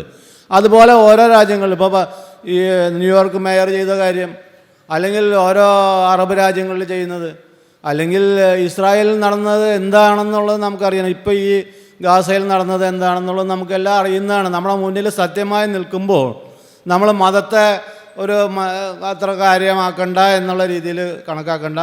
മതങ്ങളെല്ലാം ഇതേപോലെ ഉച്ചനീചത്വങ്ങൾക്ക് അനുസൃതമായി പ്രവർത്തിക്കുന്ന ഒരു സിദ്ധാന്തം തന്നെയാണ്. അപ്പോൾ അതിന് അഗൻസ്റ്റായിട്ടാണ് നമ്മൾ വർക്ക് ചെയ്യേണ്ടതെന്നാണ് എൻ്റെ അഭിപ്രായം. ഗോപിച്ചേട്ടൻ പറഞ്ഞതിൻ്റെ ഒരു വെർഷനാണ്. അതായത് നമ്മൾ മതവിശ്വാസം ദൈവവിശ്വാസമൊക്കെ എപ്പോഴും നമ്മൾ ഭരണഘടനാപരമായാലും നമ്മൾ പ്രൈവറ്റായിട്ട് സൂക്ഷിക്കേണ്ട ഒരു കാര്യമാണ്. അത് പൊതുസമൂഹത്തിൽ നമ്മൾ വിളിച്ച് പറയേണ്ട ആവശ്യമില്ല. അടിവസ്ത്രം നമ്മൾ പൊതു ഇടത്തിൽ അങ്ങനെ കാണിക്കേണ്ട ആവശ്യമില്ല. ഇപ്പം നമ്മൾ ഈ ഭരണഘടന പ്രകാരം നമ്മൾ സത്യപ്രതിജ്ഞ ചെയ്യുന്ന സമയത്ത് അയാളുടെ ഭരണഘടന പറയുന്നുണ്ട് ദൈവവിശ്വാസത്തിലായിക്കോട്ടെ, ഏത് ദൈവമൊന്നുമില്ല, ഡിങ്കനുണ്ടാകും, യേശു ഉണ്ടാകും, അള്ളാഹു ഉണ്ടാകും, പിന്നെ മറ്റ് ദൈവങ്ങളെല്ലാം ഉണ്ടാകും. അപ്പോൾ ഒരു ജനപ്രതിനിധി എല്ലാവരുടെയും കൂടി ആൾക്കാരാണ്. എല്ലാ ദൈവവിശ്വാസികളും യേശുവിൻ്റെയും ഡിങ്കൻ്റെയും യഹോവയുടെ എല്ലാവരുടെയും ആൾക്കാരാണ്. അപ്പോൾ ഞാൻ ഇന്ന ആളിൻ്റെ പേരിലാണ് ഞാൻ സത്യപ്രതിജ്ഞ ചെയ്യുമെന്ന് പറയുമ്പം മറ്റുള്ളവർ പാർശ്വവൽക്കരിക്കുന്നതിന് തുല്യമായിരിക്കും. അത് പാടില്ല. ദൈവത്തിലായിക്കോട്ടെ, എല്ലാ ദൈവങ്ങളുടെയും പേരിൽ ഞാൻ സത്യപ്രതിജ്ഞ, അതൊരു പൊതു സംവിധാനമല്ലേ, അങ്ങനെയാണ് നമ്മൾ ചെയ്യേണ്ടത്. അപ്പോഴേ അവിടെ ഒരു ജനാധിപത്യം പുലരുള്ളൂ എന്നുള്ളതാണ് എൻ്റെ ഒരു കാഴ്ചപ്പാട്. അങ്ങനെ ആയിരിക്കണം. എന്ന് പറഞ്ഞാൽ ഇതിങ്ങനെ തുടങ്ങിയാൽ, ഇതിപ്പോഴാണ് നമ്മൾ കണ്ടു തുടങ്ങിയത് ഓരോ പേരെടുത്ത് പറഞ്ഞുള്ള സത്യപ്രതിജ്ഞകൾ. ഇതിങ്ങനെ ഓരോരുത്തരും ഓരോ സ്ഥലത്തും പേരെടുത്ത് പറഞ്ഞ് സത്യപ്രതിജ്ഞ ചെയ്ത് തുടങ്ങിയാൽ ദൂരവ്യാപകമായിട്ടുള്ള പ്രത്യാഘാതങ്ങൾ ഈ നമ്മുടെ സമൂഹത്തിൽ ഉണ്ടാകും എന്നുള്ള കാര്യത്തിൽ യാതൊരു സംശയവുമില്ല. അത് ഉണ്ടാകാതിരിക്കാൻ ഇത് മുളയിലേ നുള്ളിക്കളയേണ്ട ഒരു ആവശ്യമുണ്ട്. അതുകൊണ്ട് ദൈവത്തിലായിക്കോട്ടെ, അത് പ്രൈവറ്റ് ആയിരിക്കണം. ഒരു പൊതു സ്ഥലത്ത് വന്നിട്ട് നമ്മൾ പ്രാർത്ഥിക്കുന്നു, ഈശ്വര പ്രാർത്ഥന എഴിച്ചോളൂ, അതൊന്നും പറയേണ്ട ആവശ്യമില്ല, പൊതുചടങ്ങാണ്. ഇനി അവർ വീട്ടിൽ പ്രാർത്ഥിക്കുമ്പം എല്ലാവരും പ്രാർത്ഥനയോ എന്താണെങ്കിലും ചൊല്ലിക്കോട്ടെ. അത് നമ്മൾ പൊതുസമൂഹത്തിൽ പൊതുവായിട്ട് ഇടപെടുമ്പം നമ്മൾ പൊതുവായിട്ടുള്ള കാര്യങ്ങൾ മാത്രമേ ചെയ്യാവൂ. ഈ പറയുന്ന വിശ്വാസങ്ങളും കാര്യങ്ങളും നമ്മൾ സ്വകാര്യമായിട്ട് സൂക്ഷിക്കുക. അതായിരിക്കും നമ്മുടെ നാടിന് എപ്പോഴും നല്ലതെന്നാണ് എൻ്റെ അഭിപ്രായം. അത് നമ്മൾ 80 വർഷം മുമ്പ് നമ്മുടെ ഭരണഘടന 80-85 വർഷം മുമ്പ് ഭരണഘടന നിർമ്മിച്ച അസംബ്ലിയിലുണ്ടായിരുന്ന ആളുകളൊന്നും അത്ര വിവരമില്ലാത്ത ആളുകളൊന്നും ആയിരുന്നില്ല. അവരൊക്കെ ഈ വിഷയങ്ങൾ ചർച്ച ചെയ്തിട്ട് തന്നെയാണ് ഇങ്ങനെ ഒരു തീരുമാനം ഉണ്ടാക്കിയത്. നമ്മളൊരു വലിയൊരു സംസ്കൃതി ഒറ്റയല്ല, ഒരുപാട് എന്താ പറയുക, ആ സേതു ഹിമാചലം ഉള്ള ഒരു രാജ്യമാണെന്നും ഒരുപാട് കോടിക്കണക്കിന് തരത്തിലുള്ള വിശ്വാസങ്ങൾ ഗോത്രങ്ങളായിട്ട് ഇങ്ങനെ കിടക്കുകയാണെന്നൊക്കെ നമ്മുടെ ആളുകൾക്ക് അറിയായിരുന്നു. അവർക്ക് വളരെ നല്ല ധാരണ ഉണ്ടായിരുന്നു കേരളത്തിൽ എത്ര ദൈവങ്ങളുണ്ടായിരുന്നു എന്നും എത്രമാത്രം ഉണ്ടാവാമെന്നൊക്കെ ഒരു ധാരണ അവർക്കുണ്ടായിരുന്നു. അപ്പോൾ അവരതുകൊണ്ടാണ് വളരെ സെൻസിബിളായിട്ട് ഈ 2 കാര്യങ്ങൾ വെച്ചത്, ഈ 3-ാം ഷെഡ്യൂളിൽ വെച്ചത്. ഒന്നുകിൽ ദൈവനാമത്തിൽ അല്ലെങ്കിൽ ദൃഢപ്രതിജ്ഞ എന്ന് വെച്ചത്. ഇതിങ്ങനെ ഭരണഘടനയിൽ ദൈവങ്ങളുടെ പേരുകൾ മുഴുവൻ വെച്ചിട്ട് ഇതൊരെയൊക്കെ പേരിൽ ചെയ്യാന്ന് പറയുന്നത് വെച്ചാൽ ഭരണഘടന ഒരു നമ്മൾ മറ്റേ ഇതിൽ കൊണ്ടുവരേണ്ടി വരും, വലിയ വലിയ കാർട്ടൂണിലാക്കി കൊണ്ടുവരേണ്ടി വരും, അല്ലെങ്കിൽ കണ്ടെയ്നറിൽ കൊണ്ടുവരേണ്ടി വരും. അത്രയ്ക്ക് ദൈവങ്ങളുള്ള സ്ഥലമാണല്ലോ. അപ്പോൾ അങ്ങനെ ഒരു മുൻകൂട്ടി അവർക്ക് ധാരണയുള്ളതുകൊണ്ടാണ് അങ്ങനെ വെച്ചത്. അതിൻ്റെ കാരണം എന്താണ്? വളരെ നിസ്സാരമായി വളരെ പ്രാധാന്യമുള്ളൊരു വിഷയം നമ്മൾ ഇത് വിശ്വാസം വ്യക്തിപരമാണ് എന്ന് അംഗീകരിച്ചതിൻ്റെ പേരിലാണ്. അതിങ്ങനെ ഓപ്പണായിട്ട് കൊണ്ടിട്ട് അടിക്കാനുള്ളതല്ല എന്നുള്ളത്. നിങ്ങളുടെ പ്രവർത്തനങ്ങൾ, നിങ്ങളൊരു ജനപ്രതിനിധിയുടെ പ്രവർത്തനങ്ങൾ വരേണ്ടത് അങ്ങനെയല്ല. നിങ്ങളുടെ ആ വിശ്വാസം, നിങ്ങൾ ഹിന്ദു ആണോ, അത് നിങ്ങളുടെ പ്രശ്നമാണ്, അല്ലെങ്കിൽ നിങ്ങളുടെ ഇതാണത് എന്ന് കണ്ടിട്ടാണ് അങ്ങനെ ചെയ്തിട്ടുള്ളത്. അറിയാതെ പറ്റിയതോ സ്വാതന്ത്ര്യത്തിൻ്റെ നിഷേധമല്ല. സ്വാതന്ത്ര്യത്തിൻ്റെ നിഷേധം എന്ന് പറയുന്നത് ഒരു റിപ്പബ്ലിക്കിൽ നിർബന്ധമായും വേണ്ടത് തന്നെയാണ്. നിഷേധം എന്ന് പറഞ്ഞാൽ ഫുള്ളായിട്ടല്ല. അത് സ്റ്റേറ്റായിട്ടുള്ള നമ്മുടെ ഒരു കരാറ് തന്നെയല്ലേ. സ്റ്റേറ്റ് നമ്മൾ ഇന്ന കാര്യങ്ങളിൽ സ്റ്റേറ്റ് ഭരണകൂടം നമ്മളെ കെയർ ചെയ്യുന്നത് കൊണ്ട് ചില സ്വാതന്ത്ര്യങ്ങളൊക്കെ വിട്ടുവീഴ്ച ചെയ്യാൻ നമ്മൾ തയ്യാറാണ് എന്നുള്ളത്. ഇത് ജോൺ ലോക്കിൻ്റെ കാലത്ത് പറയുന്ന മുന്നോട്ട് വയ്ക്കുന്ന കാര്യമാണ്. റിപ്പബ്ലിക് എന്ന് പറഞ്ഞ സംഭവത്തിൻ്റെ ആശയം മുന്നോട്ട് വെച്ച ആളുകൾ സോഷ്യൽ കോൺട്രാക്റ്റിനെ പറ്റിയൊക്കെ പറഞ്ഞിട്ടുണ്ട്. ഈ സോഷ്യൽ കോൺട്രാക്റ്റ് പ്ലാറ്റോൻ്റെ ഇതിലൊക്കെ പറയുന്നത് ഇത് തന്നെയാണ്, ഈ കോൺട്രാക്റ്റ് തന്നെയാണ്. നമ്മളുടെ എന്താ പറയുക, പരിധിയില്ലാത്ത സ്വാതന്ത്ര്യം നമുക്ക് എല്ലാവർക്കും. അതിന് നമ്മളെല്ലാവരും ആഗ്രഹിക്കുന്നത് അതാണ്. പക്ഷേ നമ്മളൊരു സ്റ്റേറ്റായിട്ട് എല്ലാവരും കൂടി ചേർന്ന് ഒരുമിച്ച് പോകുമ്പോൾ ചില വിട്ടുവീഴ്ചകൾ ഞങ്ങൾ ചെയ്യാൻ തയ്യാറാണ്. അതുകൊണ്ടാണ് ഞാൻ ചാത്തനെ ഞാനൊന്ന് വേണമെങ്കിൽ വിട്ടുവീഴ്ച ചെയ്ത് ഈശ്വരനാമത്തിലാക്കി തരാം. കാരണം എൻ്റെ വീടും എൻ്റെ വസ്തുവകകളും എൻ്റെ സമ്പത്തൊക്കെ സംരക്ഷിക്കുന്നത് ഈ ഗവൺമെൻറ് ആണല്ലോ. അപ്പോൾ എനിക്കൊരു ലേശം ഒന്ന് ഒതുങ്ങാം. ഇങ്ങനെയുള്ളൊരു കോൺട്രാക്റ്റ് ഇവിടെ അദൃശ്യമായി നിലനിൽക്കുന്നുണ്ട്. അങ്ങനെയാണ് ആ സ്വാതന്ത്ര്യം. അല്ലാണ്ട് എനിക്ക് ഈ ചാത്തൻ്റെ സ്വാതന്ത്ര്യം വേണം, എനിക്ക് അല്ലെങ്കിൽ പ്രേതത്തിൻ്റെ സ്വാതന്ത്ര്യം, അങ്ങനെയല്ല. അതങ്ങനെ മനസ്സിലാക്കണമെന്നാണ് എനിക്ക് ഈ എന്താ പറയുക, പരിധിയില്ലാത്ത സ്വാതന്ത്ര്യത്തിന് വേണ്ടി ഇതൊക്കെ വരാം. ഇവരിത് പറഞ്ഞു, ഞാൻ വളച്ചൊടിച്ചതല്ല, ഞാനൊരു പൊതുവെ പറഞ്ഞതാണ്. അതല്ല, ഞാൻ പറഞ്ഞത് രണ്ട് വ്യക്തി ഉണ്ടെങ്കിൽ അവിടെ ഗവൺമെൻറ് വേണ്ടി വരും, സ്വാതന്ത്ര്യത്തിന് പരിമിതി വേണ്ടി വരുന്നത് തന്നെയാണ് ഞാൻ പറഞ്ഞത്. പരിധിയില്ലാത്ത സ്വാതന്ത്ര്യം എന്നുള്ളതല്ല. അവിടെ ഞാൻ പറഞ്ഞത് പരമാവധി വ്യക്തി സമൂഹം ഈ രണ്ട് സംഘർഷത്തിൽ പരമാവധി വ്യക്തിക്ക്, പരമാവധി വാക്യം ഉപയോഗിച്ചു, പരമാവധി വ്യക്തിയുടെ സ്വാതന്ത്ര്യത്തിന് പ്രാധാന്യം കൊടുക്കുന്ന ഈ സർക്കാരാണ് നല്ല സർക്കാർ. ഞാൻ കുറേ ഉദാഹരണം പറഞ്ഞു. ഇപ്പോൾ തട്ടത്തിൻ്റെയും എന്താ പറയുക മുഖം മറയ്ക്കുന്ന കുറേ 3-4 ഉദാഹരണങ്ങൾ ഞാൻ പറയും ചെയ്തല്ലോ. അപ്പോൾ ഇവിടെ തർക്കൾ പിന്നെ വേണമെങ്കിൽ നമുക്ക് തർക്കിക്കാം. തർക്കൾ എന്താ വെച്ചാൽ ഏത് വരെ നിലയിൽ വേണമെങ്കിൽ ഇപ്പോൾ തർക്കം. അപ്പോൾ നിങ്ങൾ പറയുന്നു ദൈവനാമത്തിൽ എന്ന് പറയാനുള്ള സ്വാതന്ത്ര്യം ഉണ്ട്, അതുവരെ ആവാം, അതിനപ്പുറം പറ്റില്ല എന്ന്. ഞാൻ പറയുന്നു ഏത് ദൈവത്തേക്കെന്ന് കൂടി പറയാനുള്ള സ്വാതന്ത്ര്യം കൂടി ഉണ്ട്. ആ ഒരു പരിധിയിലുള്ള തർക്കമാണ് ഇവിടെ ഉള്ളത്. അല്ലാതെ എന്താ പറയുക, ഞാൻ പറയാത്ത കാര്യത്തെ അല്ല നിങ്ങൾ പറഞ്ഞത്. ഒരു കാര്യം കൂടിയും, ഇവിടെ മതേതരത്വത്തിൻ്റെ കാര്യം പറഞ്ഞല്ലോ, മതങ്ങളും ജാതിയും ഈക്വലാന്നുള്ളത്. ഇതിപ്പോൾ പാലസ്തീൻ്റെ വിഷയങ്ങളൊക്കെ എല്ലാവർക്കും അറിയാം. തത്വത്തിൽ എന്താണെന്നുള്ളതാണ്. തത്വത്തിൽ കരശ്ശേരി ഭാഷ കൂടെ കൃത്യമായിട്ട് പറഞ്ഞുള്ളത്. തത്വത്തിൽ മതങ്ങൾ ഈക്വലാണ്, എല്ലാ മതത്തിൽ പ്രവർത്തിക്കാനുള്ള വിശ്വസിക്കാനുള്ള സ്വാതന്ത്ര്യം എല്ലാവർക്കും ഉണ്ട്. അത് നമ്മുടെ നാടിൻ്റെ ഗതികേടിനെയാണ് നിങ്ങൾ ഈ അഭിപ്രായം പറയുന്നവർ. നമ്മുടെ നാടെത്തിയിട്ടുള്ള ഭീകരമായ അവസ്ഥയെ നമ്മൾ അവസ്ഥ കണ്ടിട്ട് നമ്മൾ നിലപാട് മാറ്റുന്നു. അതാണ് സത്യം. ജാതി അതല്ല. ജാതി സൈദ്ധാന്തികമായി തന്നെ അടിസ്ഥാനപരമായി തന്നെ തുല്യതയെ അംഗീകരിക്കത്താണ്. തുല്യത ഇല്ലായ്മയാണ് ജാതി. തുല്യതയുണ്ടെങ്കിൽ ജാതിയില്ല. ഞാൻ അദ്ദേഹം പറഞ്ഞ 2 കാര്യങ്ങൾ, ഒന്ന് സയൻസിൻ്റെ പല കണ്ടുപിടുത്തങ്ങൾ മാറ്റപ്പെടുന്നുണ്ടെന്ന് പറഞ്ഞു. പക്ഷേ പല കാര്യങ്ങളും സയൻസ് ബാക്ക്ഗ്രൗണ്ട് ഉള്ള ആരെങ്കിലും ഇവിടെ ഉണ്ടായിരുന്നെങ്കിൽ എന്ന് ഞാൻ ആഗ്രഹിക്കുന്നു. കാരണം ഞാൻ സോഷ്യൽ സയൻസ് ബാക്ക്ഗ്രൗണ്ടാണ്. പക്ഷേ ഇതിൽ പല കാര്യങ്ങളും നമ്മളിപ്പം സെറ്റിൽഡാണ്. അതായത് ഭൂമി പരന്നതാണെന്ന് വിശ്വസിക്കുന്ന ഒരു കാലം ഉണ്ടായിരുന്നു. ഇനി അത് തിരിച്ച് ഭൂമി പരന്നതാണെന്ന് തെളിയിക്കാൻ പോകുന്നില്ല. കാരണം ഭൂമിയുടെ ആകൃതി എന്താണെന്ന്, ഗോളാകൃതിയിലാണെന്നുള്ളത് ഫോട്ടോ എടുത്തും സ്പേസിൽ ഉപഗ്രഹങ്ങളൊക്കെ വിക്ഷേപിച്ചൊക്കെ കണ്ടു കഴിഞ്ഞ കാര്യങ്ങളാണ്. ഓരോ സ്റ്റെപ്പായിട്ടാണ് മുന്നോട്ട് പോകുന്നത്. ജീവൻ എന്താണെന്നുള്ളത് ഫിസിക്കൽ ലോസ് ഓഫ് നേച്ചർ വെച്ചിട്ട് കംപ്ലീറ്റ് ആയിട്ട് ഡിഫൈൻ ചെയ്തിട്ടുണ്ട്. അപ്പം ഒരു ആഫ്റ്റർ ലൈഫ് ഇല്ല, മരണാനന്തര ജീവിതം ഇല്ല എന്നുള്ളത് സയൻറ്റിസ്റ്റുകളിപ്പം ആധികാരികമായിട്ട് പറഞ്ഞു കഴിഞ്ഞു. നേരത്തെ ശ്രീ സുനിൽ പറഞ്ഞ ആ ഒരു പ്രോഗ്രാം ഞാനും അറ്റൻഡ് ചെയ്തിരുന്നു. ഡോക്ടർ നരേന്ദ്ര നായിക്കിൻ്റെ, അദ്ദേഹമൊക്കെ പങ്കെടുത്തത്. അതിൽ ഒരു പ്രഭാഷകൻ ഇത് തന്നെയാണ് പറയുന്നത്. സയൻസിൽ പല കാര്യങ്ങൾ നമ്മളിങ്ങനെ തെറ്റിദ്ധരിപ്പിക്കുന്നതാണ്. സയൻസ് ബാക്ക്ഗ്രൗണ്ട് ഇല്ലാത്തവരാണ് കൂടുതൽ ഇങ്ങനെ പറയുന്നത്. സയൻസിൻ്റെ കണ്ടുപിടുത്തങ്ങൾ നാളെ മാറുമല്ലോ. ഈ പല കാര്യങ്ങളും നമ്മൾ എവിടെ വരെ എത്തിച്ചേർന്നോ അതിൽ നിന്ന് ഒരു പടി കൂടി ഇമ്പ്രൂവ് ചെയ്ത് പുതിയ കണ്ടുപിടുത്തങ്ങളുണ്ടാകാം. പക്ഷെ അങ്ങനെയല്ല. ഗ്രാവിറ്റി കണ്ടുപിടിച്ചു. ഇനി ആ ഗ്രാവിറ്റി ഇല്ല എന്നൊരിതില്ല. കാരണം പ്രപഞ്ചത്തിലുള്ള എല്ലാ ഗ്രഹങ്ങളും ചന്ദ്രനും സൗരയൂഥത്തിന് വെളിയിലുള്ള നക്ഷത്രങ്ങളും ഒക്കെ ഈ ഗ്രാവിറ്റി എന്ന് പറയുന്ന ഒരു ബലം ഉണ്ടെന്നുള്ളത് തെളിഞ്ഞു കഴിഞ്ഞ കാര്യമാണ്. ഇനി അതിൻ്റെ അടുത്ത സ്റ്റെപ്പിലേക്ക് പോവുക, കുറേ കൂടി ഇമ്പ്രൂവ് ചെയ്യുക എന്നുള്ളതല്ലാതെ നേരത്തെ പറഞ്ഞ കാര്യം തെറ്റിപ്പോയി എന്നൊരു കണ്ടുപിടുത്തം വരാറില്ല. സയൻസ് കൂടുതൽ ഇമ്പ്രൂവ് ചെയ്യാറുണ്ട്.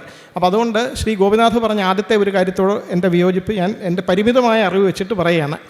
രണ്ടാമത് അദ്ദേഹം പറഞ്ഞത് ഒരു ലീഗൽ പോയിൻ്റാണ്. അതിൽ നേരത്തെയുള്ള ആളുകൾ വിയോജിപ്പ് രേഖപ്പെടുത്തി. ഞാൻ അദ്ദേഹത്തിന് പറയാനുള്ള അഭിപ്രായ സ്വാതന്ത്ര്യത്തിനൊപ്പമാണ്. അദ്ദേഹം ഉദ്ദേശിക്കുന്ന കാര്യം എനിക്ക് മനസ്സിലായി. വ്യക്തി സ്വാതന്ത്ര്യത്തിന് വലിയ വില കൊടുക്കുന്ന ഒരു സമൂഹമായിരിക്കണം നമ്മൾ. വ്യക്തി സ്വാതന്ത്ര്യത്തിന് പൂർണ്ണമായിട്ടുള്ള അർത്ഥം കൊടുക്കുകയാണെങ്കിൽ ഈ പറയുന്ന ഇഷ്ടമുള്ള രീതിയിൽ, ദൈവം എന്ന് പറയുന്നത് ഇഷ്ടമുള്ള ഒരു ദൈവത്തിൻ്റെ പേരിൽ സത്യപ്രതിജ്ഞ ചെയ്തതിൽ അദ്ദേഹം കുറവുകൾ കാണുന്നില്ല എന്നാണ് അദ്ദേഹം പറയാൻ ശ്രമിക്കുന്നത്. ഞാൻ മനസ്സിലാക്കിയത് ശരിയാണോ? അങ്ങനെ പറയുമ്പോൾ ഈ വ്യക്തി സ്വാതന്ത്ര്യത്തിന് ഈ ഭരണഘടനയുടെ ആമുഖത്തിൽ പറയുന്നത് വ്യക്തിസ്വാതന്ത്ര്യത്തെപ്പറ്റി പറയുന്നുണ്ട് എന്ന് വായിക്കാം. We, the people of India, having solemnly resolved to constitute India into a sovereign, socialist, secular, democratic republic and to secure to all its citizens justice, social, economic and political, liberty എന്നുള്ളതിൻ്റെ വ്യാഖ്യാനത്തിൽ വരും ഇദ്ദേഹം പറഞ്ഞ സ്വാതന്ത്ര്യം. Liberty എന്തിൻ്റെയൊക്കെയാണ്? Liberty of thought, വിശ്വസിക്കാനുള്ള thought, expression പറയാനുള്ളത്, belief വിശ്വാസം, അത് ബിലീഫ്, ഫെയ്ത്ത് ആൻഡ് വർഷിപ്പ്, ദൈവത്തിൽ വിശ്വസിക്കാനുള്ള അവകാശം ഉറപ്പായിട്ട് ഉൾപ്പെടും. അതിൻ്റെ അടുത്തത് equality of status and of opportunity. അത് ഇതുകൂടി ഉണ്ട് അതിനകത്ത്. ഇക്വാലിറ്റി, എല്ലാവരും തുല്യരാണ്. എൻ്റെ ദൈവം വലുത്, നിൻ്റെ ദൈവം ചെറുത്, അങ്ങനെ ഒരു ഡിസ്റ്റിങ്ഷൻ പാടില്ല. കാസ്റ്റ് ബേസ്ഡ് ആണെങ്കിലും റിലിജൻ്റെ ബേസിലാണെങ്കിലും പ്ലേസ് ഓഫ് ബർത്ത്, എവിടെ ജനിച്ചു എന്നുള്ളത്, ഭാഷ, സംസാരം, ഇതിൻ്റെ ഒന്നും പേരിൽ ഈക്വാലിറ്റിയെ നിഷേധിക്കാൻ പാടില്ല. ഇനി ഇപ്പം സെക്സ്, ഇപ്പം ജെൻഡറിൻ്റെ കാര്യം വന്നു, പുതിയ അർത്ഥങ്ങൾ വ്യാഖ്യാനിക്കപ്പെടുന്നു. അടുത്തത് fraternity assuring the dignity of the individual and the unity and integrity of India, integrity of the nation. അപ്പം ഫ്രട്ടേണിറ്റി എന്ന് പറയുന്നത് സാഹോദര്യം, assuring the dignity of individual, വ്യക്തികളുടെ അഭിമാനം ഉയർത്തിപ്പിടിക്കുന്ന സാഹോദര്യം. അടുത്തത് and the unity and integrity of the nation, ഒറ്റ രാജ്യമായിട്ട് നിൽക്കണം, യൂണിറ്റി ഇൻറ്റഗ്രിറ്റി, രാഷ്ട്രം ഒറ്റക്കെട്ടായിട്ട് നിൽക്കണമെങ്കിൽ അതിൽ നിങ്ങൾ ഓരോരുത്തരും നിങ്ങളുടെ വിശ്വാസം അനുസരിച്ച് ചെയ്തോളൂ എന്ന് പറഞ്ഞു കഴിഞ്ഞാൽ, അല്ലെങ്കിൽ അത് ഇവിടെ കലർത്താനൊരു സ്വാതന്ത്ര്യം കൊടുത്തു കഴിഞ്ഞാൽ സാധാരണഗതിയിൽ സംഭവിക്കുന്നത് ഭൂരിപക്ഷത്തിൻ്റെ വിശ്വാസം എന്താണോ, ഭൂരിപക്ഷം എന്ത് പറയുന്നു അത് നടക്കും. അവിടെ അദ്ദേഹം അതിനെ എതിർക്കുന്നയാളാണ്. ശക്തമായിട്ട് ഹിന്ദുത്വ രാഷ്ട്രീയത്തിനെതിരെ സംസാരിക്കുന്ന ഒരാൾ തിരിച്ചറിയാത്ത ഒരു കാര്യമാണ്. അതുതന്നെയാണ് ഞാനിപ്പോൾ പറഞ്ഞത് നേരത്തെ. എന്തുകൊണ്ട് തിരിച്ചറിയുന്നത് ബംഗ്ലാദേശിലാണെങ്കിലും അവിടെ ന്യൂനപക്ഷമാണ് ഭീഷണി നേരിടുന്നത്. ഏത് രാജ്യത്തും ഭൂരിപക്ഷം വർഗീയമായി കഴിഞ്ഞു കഴിഞ്ഞാൽ അവിടുത്തെ ന്യൂനപക്ഷം മതന്യൂനപക്ഷമാകാം, വിശ്വാസത്തിൻ്റെ പുറത്തുള്ള ന്യൂനപക്ഷമാകാം, ലിംഗ വിവേചനം, ഇത് ലോകത്തെല്ലായിടത്തും പൊതുവെ സ്ത്രീകൾക്ക് അവർ ന്യൂനപക്ഷമാണ്. അമേരിക്കയിൽ പോലും ഒരു സ്ത്രീ അമേരിക്കൻ പ്രസിഡൻ്റായിട്ട് തിരഞ്ഞെടുക്കപ്പെടുകയില്ല. ഇതുവരെയുള്ള കാലഘട്ടത്തിൽ നടന്നിട്ടില്ല. അവിടെ ഞാൻ വിശ്വാസിയല്ല എന്ന് പറയുന്ന ഒരാൾ, ഓപ്പണായിട്ട് ഞാനൊരു എഥീസ്റ്റ് ആണെന്ന് പറയുന്ന ഒരാൾക്ക് പോലും അമേരിക്കൻ പ്രസിഡൻ്റായിട്ട് മത്സരിച്ച് ജയിക്കാൻ കഴിയാത്ത അവസ്ഥയാണ്. അതുകൊണ്ട് അമേരിക്ക ഒരു വലിയ എക്സാമ്പിളായിട്ട് എടുക്കേണ്ട. ഞാൻ പറഞ്ഞത് ഈ ഭരണഘടനയിൽ ഇങ്ങനെ എഴുതി വെക്കുന്നത് സജീവൻ ചേട്ടൻ പറഞ്ഞതുപോലെ അവർക്ക് വിവരം ഉണ്ടായിരുന്നു എന്നുള്ളത് ഒന്ന്. രണ്ടാമത്തെ, ആ ഒരു കാലഘട്ടത്തിൻ്റെ നേർക്കാഴ്ചകൾ കണ്ട് അനുഭവത്തിലൂടെ കടന്നു വന്ന് ഒരു സോഷ്യൽ റവല്യൂഷനും കൂടെ അതിനൊപ്പം നടക്കുകയാണ്. രാഷ്ട്രീയപരമായിട്ട് ഭരണഘടന കിട്ടിയ സമയത്ത് തന്നെ എല്ലാവർക്കും യൂണിവേഴ്സൽ അഡൽട്ട് ഫ്രാഞ്ചൈസ്, ഒരു വിദ്യാഭ്യാസവും ഇല്ലാത്ത ആളുകൾക്കെല്ലാം നമ്മുടെ രാഷ്ട്രം ഭരിക്കേണ്ടത് ആരാണെന്ന് തീരുമാനിക്കുന്ന ഒരു അവകാശം കൊടുക്കുന്ന ഒരു ഭരണഘടനാ അസംബ്ലിയാണ്. ആ അസംബ്ലി കണ്ടുകൊണ്ടിരിക്കുന്നത് കൺമുന്നിൽ നടക്കുന്ന രക്തച്ചൊരിച്ചിലുകൾ, അവിടെ നിന്ന് കൂട്ടമായിട്ട് പലായനം ചെയ്തു വരുന്ന ന്യൂനപക്ഷങ്ങൾ, പാകിസ്ഥാനിൽ നിന്ന് ഹിന്ദുക്കൾ, സിഖുകാരൊക്കെ പലായനം ചെയ്തു വരുന്നു. ഇവിടെ നിന്ന് കുറേ പേർ അതുപോലെ തിരിച്ചു പോകുന്നു. പരസ്പരം ലഹള നടക്കുന്നിടത്ത് ചെരുപ്പിടാതെ നടന്ന് അവിടെ ലഹള ഒതുക്കാനായിട്ട് മഹാത്മാഗാന്ധി മുന്നിൽ നിൽക്കുന്നു. എന്നെ കൊന്നിട്ട് മതി അടുത്ത മുസ്ലിമിനെതിരെ കൈ ഉയർത്താനെന്ന് പറഞ്ഞ് പ്രധാനമന്ത്രി നിരത്തിലിറങ്ങുന്നു, ജവഹർലാൽ നെഹ്റു. ആ സഭയിൽ ഇരുന്നവരൊക്കെ ഈ ഒരു സാഹചര്യം മനസ്സിലാക്കി വന്നവരാണ്. അങ്ങനെ ഒരു സാഹചര്യം ഇനി ഉണ്ടാകുന്നില്ല. അതുകൊണ്ടാണ് അന്ന് വർഗീയത പറയാത്ത ആളുകൾ, കടുത്ത വിശ്വാസികളായിട്ടുള്ള ഹിന്ദുമത യാഥാസ്ഥിതിക വിശ്വാസികളായിട്ടുള്ള ഭരണഘടനാ അസംബ്ലിയിലെ അംഗങ്ങൾ, ഡോക്ടർ രാജേന്ദ്ര പ്രസാദ് ഉൾപ്പെടെയുള്ളവർ മനസ്സിലാക്കിയിരുന്നത് ഇത് ഈ ഐഡൻറ്റിറ്റി കളഞ്ഞ് ഒറ്റ രാഷ്ട്രമായിട്ട് നിന്നാൽ മാത്രമേ ഇത് മുന്നോട്ട് പോകൂ എന്ന ഉറപ്പായ വിശ്വാസം ഉണ്ടായിരുന്നുകൊണ്ടാണ് ഈ ദൈവത്തിൻ്റെ കാര്യത്തിൽ ആ പേഴ്സണൽ ലിബർട്ടി എന്ന് പറയുന്നത് സാഹോദര്യത്തെ ഭംഗിക്കുന്ന രീതിയിൽ, ആ സ്വാതന്ത്ര്യം എന്ന് പറയുന്നതിന് ഒരു ലിമിറ്റ് എന്തിനു വേണ്ടിയിട്ടാണ്? ഒറ്റക്കെട്ടായിട്ട് നിൽക്കണമെങ്കിൽ സമൂഹത്തിന് വേണ്ടിയിട്ട് ചില സ്വാതന്ത്ര്യങ്ങൾ ബലി കഴിക്കേണ്ടതുണ്ട്, അല്ലെങ്കിൽ അതിനൊരു ലിമിറ്റ് എവിടെ ഉണ്ട്, അല്ലെങ്കിൽ ഈ പറയുന്ന ഫ്രട്ടേണിറ്റി ഉണ്ടാകുന്നില്ല. അപ്പോൾ ഇത് രണ്ടും പരസ്പര പൂരകങ്ങളാണ്. ഒരു നേഷനായിട്ട് നിൽക്കണമെങ്കിൽ പല പല സംസ്കൃതികൾ, പല ഭാഷകൾ, ഇത്രയും വൈവിധ്യമുള്ള രാജ്യം ഒരുമിച്ച് നിൽക്കണമെങ്കിൽ ആ പേഴ്സണൽ ലിബർട്ടിക്ക് ചില അതിരുകളുണ്ടെന്നും, അതുകൊണ്ടാണ് ഈ ഫസ്റ്റ് അമെൻമെൻറ്റ്, അതിനുശേഷം ഭരണഘടന വന്നതിന് ശേഷം ആദ്യത്തെ അമെൻമെൻറ്റിനകത്ത് ഡോക്ടർ അംബേദ്കർ നെഹ്റുവും മെമ്പറായിട്ടുള്ള സഭയാണ് അഭിപ്രായ സ്വാതന്ത്ര്യത്തിന് പോലും തടയിടുന്ന രീതിയിലുള്ള ചില അവകാശങ്ങൾക്ക് റീസണബിൾ റെസ്ട്രിക്ഷൻ ആകാം എന്ന് പറഞ്ഞൊരു അമെൻമെൻറ്റ് കൊണ്ടുവരികയും കൂടെ ചെയ്യേണ്ടി വന്നു. അത് മനസ്സിലാക്കുമ്പോൾ ഈ രാഷ്ട്രം ഉണ്ടെങ്കിലേ ഭരണഘടന തരുന്ന അവകാശങ്ങൾ നമുക്ക് സാർത്ഥകമാകുകയുള്ളൂ. രാഷ്ട്രം ഉണ്ടെങ്കിലേ ഭരണഘടനയിൽ പറയുന്ന അവകാശങ്ങൾ നമുക്ക് സ്ഥാപിച്ചെടുക്കാൻ കഴിയൂ. അങ്ങനെ നിൽക്കണമെന്നുണ്ടെങ്കിൽ ഫ്രട്ടേണിറ്റി, സാഹോദര്യത്തിനെ വിഘാതം സൃഷ്ടിക്കുന്ന രീതിയിൽ ഒരു വിശ്വാസം എക്സ്പ്രസ് ആയിട്ട് ചെയ്ത് കഴിഞ്ഞാൽ അത് പ്രശ്നമുണ്ടാവും. അതുകൊണ്ടാണ് വിശ്വാസികൾക്കും അല്ലാത്തവർക്കും തുല്യ അവകാശം കൊടുക്കുന്ന രീതിയിൽ 3rd ഷെഡ്യൂൾ പറഞ്ഞിരിക്കുകയാണ്, നിങ്ങൾക്ക് വേണമെങ്കിൽ ദൃഢപ്രതിജ്ഞ ചെയ്യുക, ഇല്ലെങ്കിൽ ഈശ്വരനാമത്തിൽ. അത് എന്താണ് ദൈവം എന്നുള്ളത് നിങ്ങളുടെ വിശ്വാസം, അത് പേഴ്സണൽ ബിലീഫാണ്. ആ ലിബർട്ടി അവിടെ ഉണ്ട്, പൂർണ്ണമായിട്ടുണ്ട് വിശ്വാസം. പക്ഷേ അത് പബ്ലിക് ലൈഫിലേക്ക് കൊണ്ടുവരാതിരിക്കുക. പബ്ലിക് ലൈഫിലേക്ക് എൻ്റെ വിശ്വാസം ഇന്നതാണെന്ന് വിളിച്ച് പറയുകയും അത് കൊണ്ടുവരികയും ചെയ്യുമ്പോഴാണ് പ്രശ്നം. അപ്പോൾ ആ പേഴ്സണൽ ലിബർട്ടിക്ക് അവിടെ പബ്ലിക് ലൈഫിൽ, പൊളിറ്റിക്കൽ ലൈഫിൽ, രാഷ്ട്രീയത്തിൽ സ്വാധീനം ഉണ്ടാകാതിരിക്കാൻ വേണ്ടിയാണ് ഈ ഒരു കാര്യം അവോയ്ഡ് ചെയ്യേണ്ടത്. അതുകൊണ്ട് ആ ഒരു അദ്ദേഹത്തിൻ്റെ വാദം, പേഴ്സണൽ ലിബർട്ടി, ഈ വ്യക്തി സ്വാതന്ത്ര്യത്തിൽ എത്രമാത്രം കൊടുക്കാൻ കഴിയും അത്രത്തോളം കൊടുക്കണമെന്ന് പറയുന്നതിന് ഭരണഘടന തന്നെ തടയിട്ടിരിക്കുകയാണ്. തടയിട്ടിരിക്കുന്നതിന് കാരണമുണ്ട്. അത് അതേപടി പാലിക്കേണ്ടതുണ്ട്. ഭരണഘടനയിൽ പറയുന്ന വാക്കുകൾ അതേപടി പറഞ്ഞില്ലെങ്കിൽ ഇവരുടെ എല്ലാം സത്യപ്രതിജ്ഞ അസാധുവുമാണ്. നേരത്തെ അന്തിക്കാട് പറഞ്ഞു ഈ 3-ാം ഷെഡ്യൂളോ എന്തോ, അതായത് 2 ഇത് മാത്രമേ അനുവദനീയമുള്ളൂ, ദൃഢപ്രതിജ്ഞയും ദൈവനാമത്തിലും. പക്ഷെ ഇവിടെ കാലങ്ങളായിട്ട് ഇപ്പം ഈ ഇടതുപക്ഷ പാർട്ടികളുടെ MLA-മാർ ഓക്കെ അതൊരു അലിഖിത വിപ്പിൻ്റെ പുറത്ത് ദൃഢപ്രതിജ്ഞ ചെയ്യുന്നു. അതേസമയം ആര്യാട മുഹമ്മദ് അല്ലെങ്കിൽ മുമ്പ് പി ബാലനൊക്കെ ഉണ്ടായിരുന്നു, അവരൊക്കെ ദൃഢപ്രതിജ്ഞ ചെയ്യുമ്പോൾ തലേക്കുന്നിൽ ബഷീറും MM ഹസനൊക്കെ ദൈവനാമത്തിൽ സത്യപ്രതിജ്ഞ ചെയ്യുമ്പോൾ സ്ഥിരമായിട്ട് ഇവിടെ 10-18 ലീഗിൻ്റെ MLA-മാർ അള്ളാഹനാമത്തിൽ സത്യപ്രതിജ്ഞ ചെയ്തുകൊണ്ടിരുന്നിട്ടുണ്ട്. അത് നിയമപരമായി വെല്ലുവിളിക്കപ്പെട്ടിട്ടുണ്ടോ? അത് സാധുവായിരുന്നുവോ? അള്ളാഹുവിൻ്റെ പേരിൽ സത്യപ്രതിജ്ഞ ചെയ്തതായിട്ട് ഞാൻ അങ്ങനെ ഒരു ന്യൂസ് കണ്ടിട്ടില്ല. അങ്ങനെ ഉണ്ടെങ്കിൽ അസാധുവാണ്. ദൈവം എന്നുള്ള കാര്യം ഒന്നുകിൽ ദൃഢപ്രതിജ്ഞ അല്ലെങ്കിൽ in the name of God. ലീഗിൻ്റെ മന്ത്രിമാർ 3rd ഷെഡ്യൂളിൽ അങ്ങനെ ഉള്ളൂ. 3rd ഷെഡ്യൂളിൽ പറഞ്ഞിരിക്കുന്ന ആ വകുപ്പുകളുടെ കീഴിലുള്ള സത്യപ്രതിജ്ഞ അതേ രീതിയിൽ ചെയ്തില്ലെങ്കിൽ ആരാണെങ്കിലും വേറെ ഏത് പേരിൽ ചെയ്താലും അസാധുവാണ്. അത് ഹൈക്കോടതിയിൽ ചാലഞ്ച് ചെയ്ത് കഴിഞ്ഞാൽ ആദ്യത്തെ ആ കേസിൽ പറഞ്ഞ ഉമേഷ് വള്ളിയിലോ അദ്ദേഹത്തിൻ്റെ കേസിൽ പറഞ്ഞ അതേ ഡിക്റ്റമാണ്. അത് ഏത് മതമാണെങ്കിലും ബാധകമാണ്. In the name of God എന്ന് പറയണം, ദൈവനാമത്തിൽ പറയാൻ പാടില്ല. എന്തായാലും നമ്മൾ പ്രതീക്ഷിക്കാത്ത അത്രയ്ക്ക് നീണ്ടുപോയി. 5:15 അവസാനിപ്പിക്കാൻ വിചാരിച്ചാണ്. എന്തായാലും നന്നായി, എല്ലാവരും പങ്കെടുക്കുകയും ചെയ്തു. അപ്പോൾ ഇനി നമുക്കിനി അടുത്ത സെഷനിൽ കാണാം. ഇതോടുകൂടി നമ്മൾ അവസാനിപ്പിക്കുകയാണ്. സീസൺ 8 കാണാം. എല്ലാവർക്കും നന്ദി.